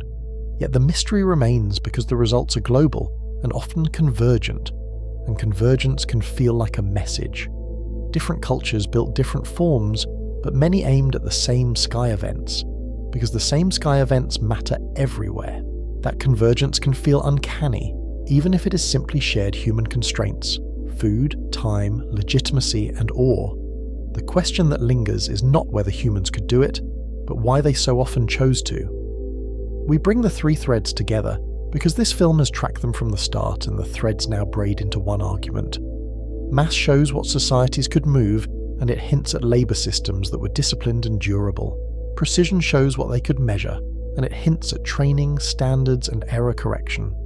Archaeoastronomy shows what they chose to measure against the cosmos, and choice is the signature of culture. When a society chooses the sky as its reference, it is declaring that time itself is political. If the alignments are real and purposeful, then the builders were not only labourers and masons, and that is the point that should linger. They were timekeepers, surveyors, and political engineers who fused agriculture and belief into a single operating system. Their monuments were calendars that also staged power, and the staging was as important as the counting. A calendar that no one sees is only information, but a calendar performed is authority. Now we confront the final question that this chapter must sharpen, because the finale depends on how we handle uncertainty. Are these sky cities evidence of unknown ancient technology, or underappreciated human capability plus missing records? The answer will depend on what survives measurement and what does not, because survival is not the same as truth. Stone survives, wood rots, training dies, and the imbalance can distort our sense of what was possible. We transition toward the finale because the sky does not end the mystery, it reframes it, and reframing is what good evidence does. When stone becomes an instrument, purpose becomes the hardest problem, because purpose lives in minds that are gone. Chapter 5 will test whether the remaining gaps demand new technology or better humility, and humility is not surrender. It is a method, an insistence that the past must be earned, not assumed. Across deserts, jungles, and oceans, colossal ruins still stand like fingerprints of an intelligence we can't fully trace, and the camera can linger on their surfaces. Wind moves sand along a pyramid's face, vines climb a temple stair, and rain darkens carved stone until the animals seem to stir. They are massive, precise, and often aligned, and modern explanations can feel like guesses dressed as certainty. The stones do not speak, so we speak for them, and that is always dangerous. The ruins keep asking whether we are missing machines, or missing respect for minds, and the question is uncomfortable for a reason. If the builders did it with careful observation, rope, wood, and discipline, then the miracle is human organisation, not lost hardware. If they did it with tools we have not recovered, then the miracle is preservation's failure, and preservation fails often. Either way, the past is not simple, and simplicity is the temptation we must resist. The conclusion theme waits just ahead, because the last step is interpretation, and interpretation is where myths are born. The greatest ancient technology may not be a missing device, but a missing appreciation of human ingenuity, sharpened by necessity and belief. The remaining gaps are not proof of impossibility. They are invitations to keep searching, carefully, skeptically, and with wonder intact.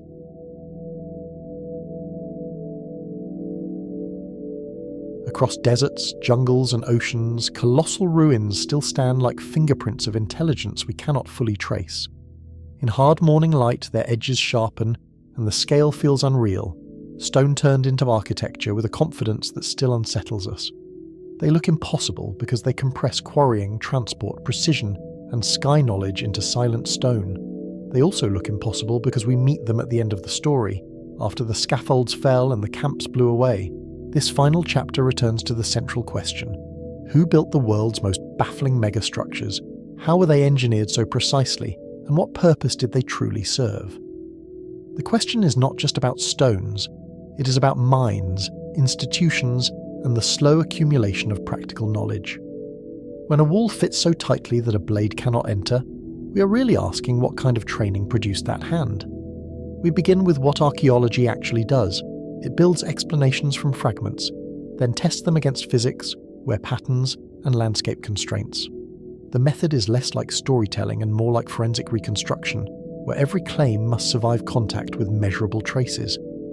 A hypothesis has to fit the grain of the evidence, literally sometimes, because stone remembers how it was touched. The evidence chain starts at the quarry. Extraction scars, wedge slots, unfinished blocks, and spoil piles show where stone came from and how it separated. In some quarries, you can see parallel channels where workers cut trenches, isolating a block before freeing it from below. Wedge holes sometimes preserve the rhythm of the work, spaced at intervals that match the mechanics of splitting. Even the waste tells a story, because the size of chips and flakes can indicate whether pounding, pecking, or abrasion dominated the process. Quarries also reveal the economics of selection. Builders did not choose stone only for beauty, but for bedding planes, fracture behaviour, and how it weathers under load. Limestone can be carved quickly, yet still hold a crisp edge, while granite resists deformation but demands more energy to shape. The decision to use one material over another is a decision about labour, time, and tools. When we find an abandoned block still attached to bedrock, it is like a sentence that stops mid-word. From quarries, the trail moves outward along routes. Harbours, canals, roads, sled tracks, and staging terraces map the practical geometry of moving mass. Aerial views often reveal faint linear scars, where repeated hauling compacted soil into durable corridors. On slopes, switchbacks and levelled benches hint at planned gradients, because steepness is not just inconvenient, it multiplies friction and risk. Where water transport was possible, the landscape itself became a machine, converting buoyancy into lifting power. Transport is where physics becomes visible. A multi-ton block does not need magic to move, but it does need controlled friction, stable footing, and coordinated force. Sledges can glide over wet sand because a thin film of water changes how grains lock together, reducing resistance. Rollers can work on firm ground, but they demand constant repositioning and careful steering. The route is never only a line on a map. It is a chain of decisions about surfaces, seasons, and manpower. Then come the marks on the stone itself. Tool marks, abrasion striations, drill cores, and pecking textures act like a forensic language of contact. Under raking light, shallow grooves appear, and the direction of strokes becomes readable like handwriting. A copper or bronze tool leaves different signatures than a hard stone pounder, and an abrasive slurry can erase sharp chatter marks into smoother bands. When a drill core survives, its spiral striations can reveal rotation, pressure, and the grit that did the cutting. These traces are not merely technical, they are intimate. A chisel line records a wrist angle, and a saw kerf records a team's rhythm as they pulled and returned. Even polishing can be diagnostic because different abrasives leave different micro-scratches that can be measured under magnification. The stone becomes a surface where labour is preserved, not as a name, but as a repeatable pattern. Alignment studies add another layer of constraint. Measured azimuths, horizon profiles, and precession models separate intentional sky targeting from pattern hunting. A building can face a sunrise by accident, but a complex that repeats the same orientation across multiple phases is harder to dismiss. Researchers model where the sun rose on solstices and equinoxes, and they correct for local horizon height, because a distant ridge shifts the apparent position. They also account for long-term celestial drift. Precession slowly changes the background of stars over centuries. The key is disciplined skepticism. If you measure enough lines, some will point to something interesting by chance. So alignment studies must ask how many orientations exist, how precise they are, and whether they cluster beyond what randomness predicts. When the statistics hold, the implications are powerful, because sky knowledge implies record-keeping, observation routines, and social reasons to care. A calendar is not just astronomy. It is governance, agriculture, and ritual synchronized across a population. Experimental archaeology ties these strands together. When teams replicate cuts, hauling, and surveying, they turn plausible stories into bounded, measurable workflows. A replicated method can be timed, its labour demands estimated, and its failure points mapped. Experiments also reveal hidden costs like tool wear, resharpening time, and the fatigue curve of human crews. The goal is not to prove a single perfect reconstruction, but to show what is physically feasible under realistic constraints. Surveying is a good example of how small tools scale into big results. A water level can establish a flat plane across distance, and a plumb line can translate gravity into straightness. With repeated checks, a team can maintain alignment without a modern theodolite. What looks like high technology can emerge from low technology used with patience and verification. Precision is often the product of procedure, not a single miraculous instrument. The point is not that every detail is solved. The point is that many impossible feats break into solvable tasks when evidence is read as a system. Quarrying, hauling, dressing, and setting stones are not separate mysteries. but linked steps with shared constraints. When one step is understood, it narrows the options for the next. The monument becomes a workflow frozen in place. Still, the record is incomplete in predictable ways. Ancient builders relied on wood, rope, leather, and textiles that decay and leave little trace. Those materials were not minor accessories, they were structural components of the whole operation. Fibre strength, knot security, and timber quality can determine whether a lift is safe or fatal. When those elements vanish, the surviving stone can feel like the impossible part, even though it was the durable part. Ramps are the clearest example of missing infrastructure. Earthen fills erode, timber frames rot, and later rebuilding can erase anchor points. A ramp may have been dismantled intentionally, because its material could be reused and its footprint cleared for ceremonies. Even when remnants survive, they can be ambiguous, because later occupations cut into them and reshape the terrain. The absence of a ramp is not evidence that no ramp existed. It is often evidence that ramps were made of things that do not last. Sledges and rollers vanish for the same reason. Wood disappears, and only indirect signatures remain in wear, ruts, and friction modelling.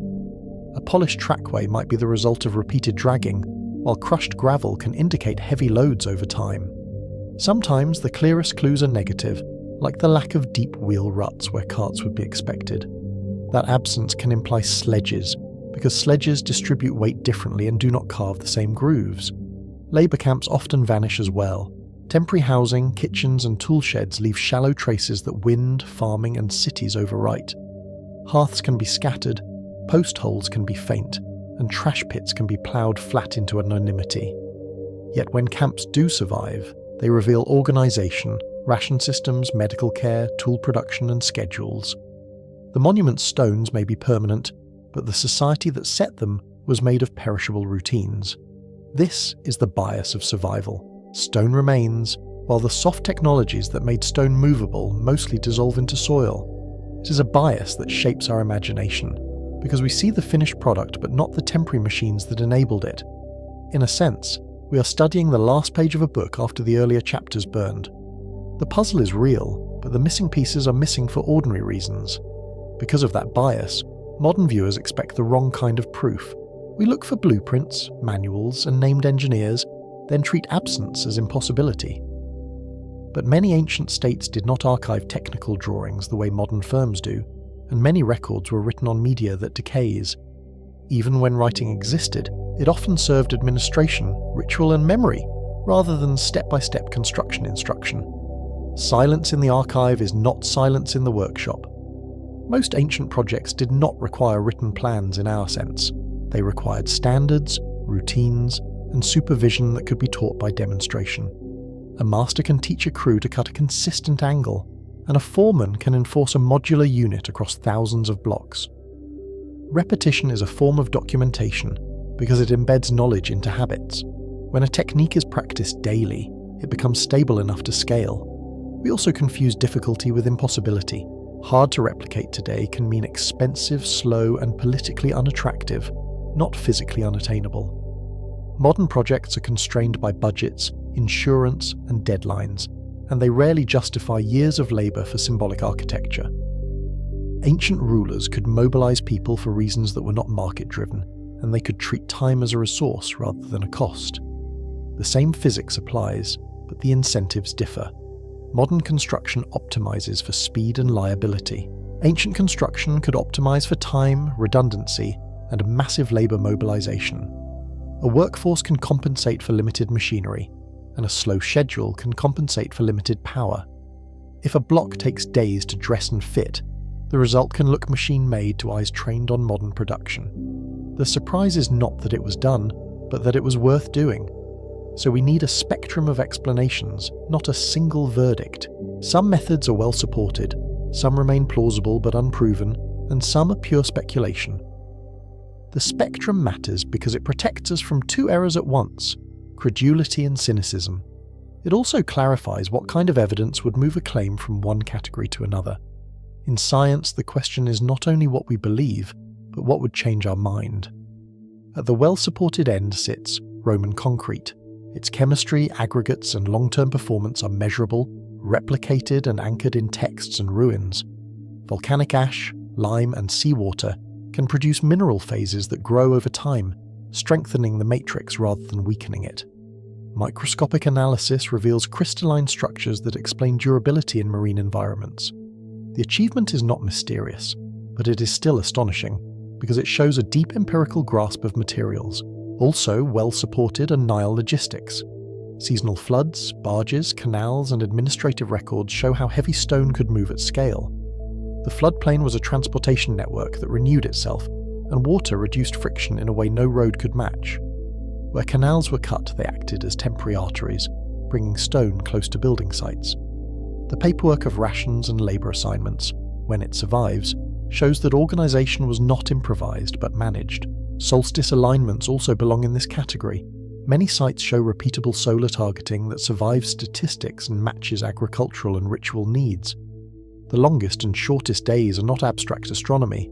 They are signals for planting, harvesting, and ceremonial timing. When a temple corridor frames a sunrise on a specific date, it turns the sky into a scheduled performance. The architecture becomes a calendar you can stand inside. In the middle are the questions that remain open but grounded.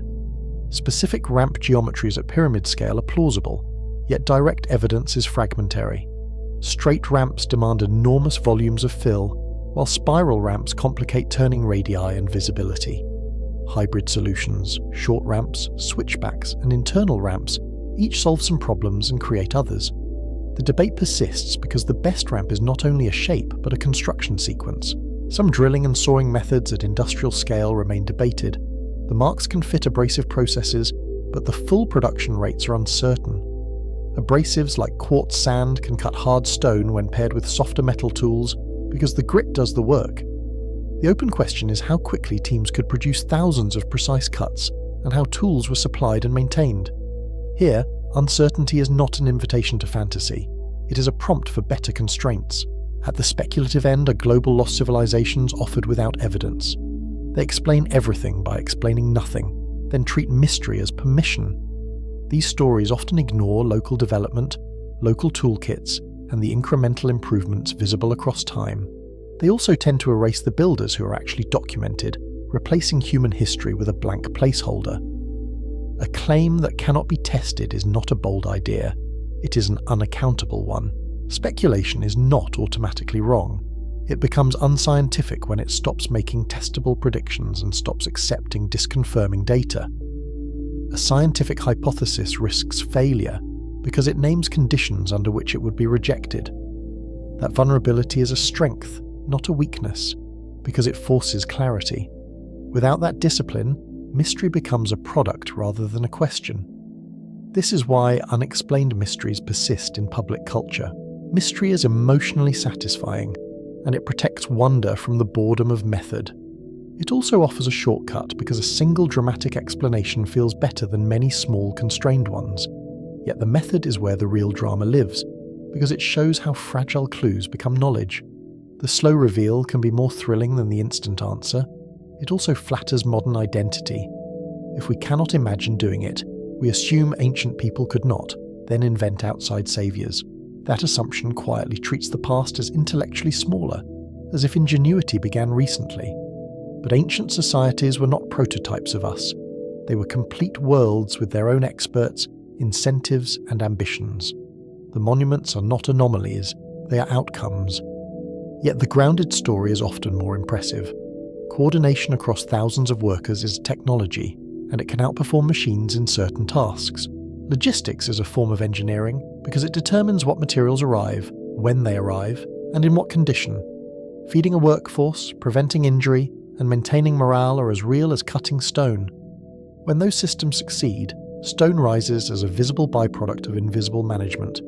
Patience is also a technology. A process that takes months can produce tolerances that look like machining when the workflow is disciplined. Repeated fitting, marking, and trimming can converge on tight joints, especially when standards are enforced. Small errors can be corrected early if inspection is routine and authority is clear. Precision is often the cumulative effect of many modest checks. Empirical knowledge of materials matters here. Builders learned how stone fractures, how abrasives bite, how joints carry load, and how water levels truth. They learned which stones spoil in heat, which absorb water, and which hold a polished face. They also learned how weight travels through stacked blocks and where a crack would propagate under stress. This knowledge may not have been written as theory, but it was stored in practice. Empirical knowledge of skies matters as well. Repeated observation turns horizon drift into a calendar, and calendars turn into authority and coordination. Watching the sun's rising point shift day by day is slow work, but it produces reliable seasonal markers.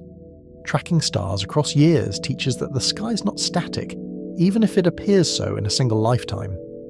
When a society can predict time, it can plan labour, ritual and taxation with confidence.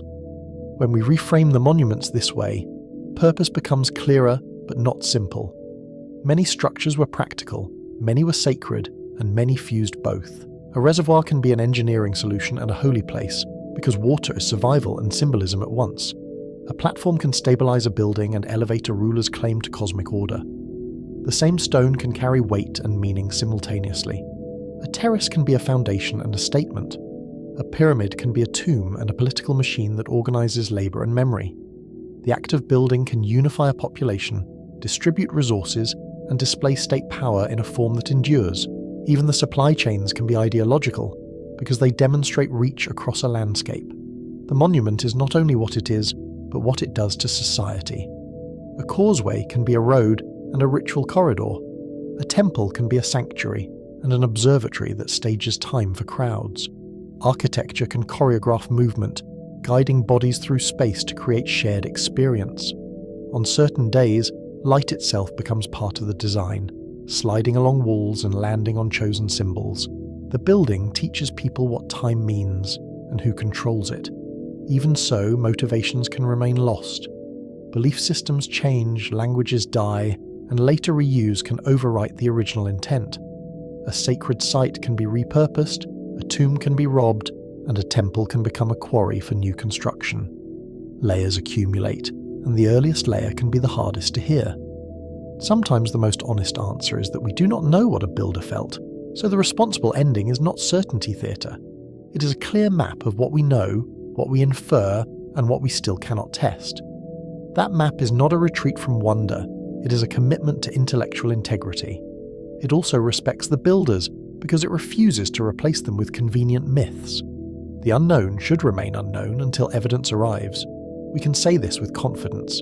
Ancient builders used leverage, abrasion, surveying, astronomy, and social organisation to do extraordinary work.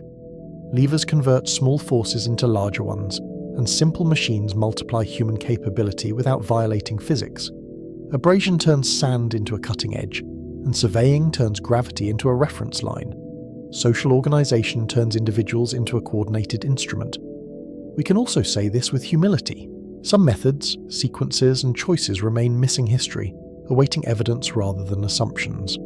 We may never recover the exact order of steps on a specific day, or the precise design of a vanished scaffold, but we can narrow possibilities until only a few remain consistent with the traces. Humility is not uncertainty for its own sake, it is accuracy. That is not a failure of archaeology. It is the normal state of deep time, where the archive is incomplete and the questions outlive us. Erosion, reuse and disaster edit the record, and what survives is uneven. The task is to work with that unevenness, rather than pretend it is a conspiracy. Deep time is generous with monuments and stingy with instructions. Now the investigation turns forward. New tools are changing what counts as discoverable, and they are expanding the archive without rewriting physics. These methods do not replace excavation, but they help decide where to dig and what questions to ask first. They also reduce damage because they can see beneath surfaces without tearing them open. The future is not a new story, it is a sharper lens. LiDAR is revealing cities under jungle canopy. It turns vegetation into data noise, then subtracts it to expose roads, terraces, and hidden grids. On screen, the forest dissolves, and a patterned landscape appears. Rectangles, causeways, and stepped platforms emerging like a ghost map. The technique measures distance with laser pulses, producing dense point clouds that can be filtered into bare Earth models. What looks like wilderness can resolve into planned space. Ground-penetrating radar is probing sacred sites without excavation. It can map voids, foundations, and buried phases that explain construction sequences. Radar waves reflect differently from stone, soil, and air, creating layered images that suggest walls, pits, and cavities. Interpreting those signals takes caution, because noise can mimic structure, but when combined with targeted digging, it can reveal the hidden architecture of time. Isotopic sourcing is tracing stone back to specific quarries. It can test transport claims and reveal supply networks that texts never recorded. Different geological formations carry distinct chemical signatures, like fingerprints at the atomic scale. By comparing ratios of isotopes and trace elements, researchers can match a block to a source region with increasing confidence. That match can confirm roots, expose trade relationships, and sometimes overturn assumptions about local materials. AI-assisted pattern detection is entering archaeoastronomy. It can scan large orientation datasets while controlling for bias, horizon effects, and false matches. The promise is speed and consistency, because algorithms can test thousands of alignments against modelled skies. The risk is overconfidence, because a pattern can be statistically real, yet culturally meaningless. So the best use is collaborative, machine screening followed by human interpretation grounded in context. Underwater archaeology is also widening the map. Submerged coasts and shelves once exposed at lower sea levels may hold ports, settlements, and lost context. Sonar surveys can trace ancient shorelines, and divers can document structures that now sit in dim, shifting light. Sediments can preserve organic materials better than dry land, sealing wood and fibre away from oxygen. The sea, which hides, can also protect. Each method does the same thing in a new way. It replaces argument by impression with argument by measurement, then invites replication. Replication matters because it turns a claim into a shared result, not a private conviction. When datasets are published, others can reanalyze them, challenge assumptions, and refine conclusions. That process is slow, but it is how knowledge becomes durable. But measurement does not kill wonder. It refines wonder, and it protects wonder from being captured by fantasy that cannot be checked. There is a different kind of awe in seeing how small constraints accumulate into monumental outcomes. The more we understand the steps, the more we appreciate the discipline required to complete them. Wonder becomes rooted, not diluted. So we return to the hook with a different meaning. These ruins feel like fingerprints because they are traces of minds, systems, and choices. A fingerprint is not a miracle. It is evidence of contact, pressure, and identity. In the same way, a monument is evidence of planning, labour, and intention. The stone is not only heavy, it is informative. The edge of explanation is where we should stand. We separate wonder from certainty without extinguishing either, and we let evidence set the limits. That edge is uncomfortable, because it refuses both easy dismissal and easy belief. It asks us to tolerate partial answers while still demanding rigour. The reward is a view of the past that is stranger and more human than myth. The ancient world remains an unfinished investigation. Each ruin is a question mark carved in stone, pointing to the stars and back to us. When a stairway climbs toward a horizon notch, it invites us to imagine the crowd waiting for a sunrise. When a block bears a faint groove, it invites us to picture the hand that pulled the tool. The questions are not only technical, they are existential. Our responsibility is to keep the questions honest. We do not surrender to myth, and we do not pretend the archive is complete. We accept that some claims are strong, some are tentative, and some are unsupported. We also accept that new evidence can change the map, because that is the point of investigation. Integrity is the only way wonder survives contact with truth. The closing answer is balanced and direct. These structures were built by ancient people, using real physics and organized labor over a long time. They used simple machines, careful measurement, and iterative craftsmanship, then amplified those tools with institutions that could sustain effort across seasons and generations. Their achievements do not require outsiders, but they do require respect for what organized humans can do. The past is not a void, it is a record. Some details remain unresolved because the perishable parts are gone. The gaps are invitations to better science, not proof of impossibility. When we cannot see a ramp, we can still model gradients and volumes, and we can still search for subtle traces in soil. When we cannot see a rope, we can still estimate tensile demands and compare them to known fibres. The unknown is a research program, not a verdict. If the past still feels uncanny, that may be the final lesson. The greatest ancient technology may be our missing appreciation of human ingenuity. What seems alien may simply be unfamiliar, an engineering culture built on repetition, observation, and collective discipline. Standing before these stones, we are not looking at magic. We are looking at what humans can do when time, belief, and organization align. We crossed deserts, high plains, and drowned coastlines, and found that impossible monuments often break into ordinary steps, repeated with extraordinary discipline. Mass yielded to physics and logistics, precision yielded to measurement and abrasive grit, and the sky itself emerged as a practical grid. Timekeeping, legitimacy, and ritual fused into stone. Yet the edge of explanation remains real, because some sequences, rates, and methods still resist clean demonstration at full monument scale. Baalbek's terrace hinted that the hidden machine was planning, redundancy, and prepared contact faces, not a single miraculous lift. Egypt's quarries and papyri pulled the story back to supply chains, water routes, and the slow mathematics of friction, rope strength, and human coordination. In the Andes, tight polygonal joints looked less like mystery cuts, and more like seismic wisdom, iterative fitting, load paths, and a refusal to let a wall fail. And when we raised our eyes, Stonehenge, Giza, and the earliest sanctuaries reminded us that precision on the ground can become an instrument for the heavens if you can hold an axis steady across centuries. Still, our most provocative threads remain open, not because the past is magical, but because evidence is uneven and access is limited. The casting versus carving question in Egypt stays testable, waiting on transparent sampling and microscopic signatures that can separate reconstituted stone from quarried blocks. Pyramid ramp geometries and construction sequences remain constrained by physics, yet underdetermined by surviving traces, and the same is true for industrial-scale sawing and drilling rates that must be proven, not merely assumed. Even the sky keeps its secrets, because statistics can confirm patterns, but meaning demands culture, texts, iconography, and context that prevent us from mistaking coincidence for intention.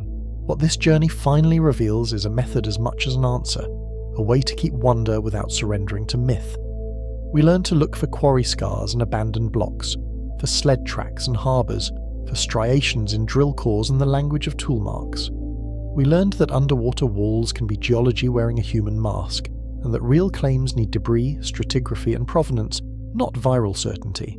And we learned that the missing parts of these monuments, timber, ropes, ramps, camps, scaffolds, were designed to disappear, leaving stone to take all the credit. The next breakthroughs will not arrive as a single revelation, but as a convergence, because new instruments are now turning ruins into datasets.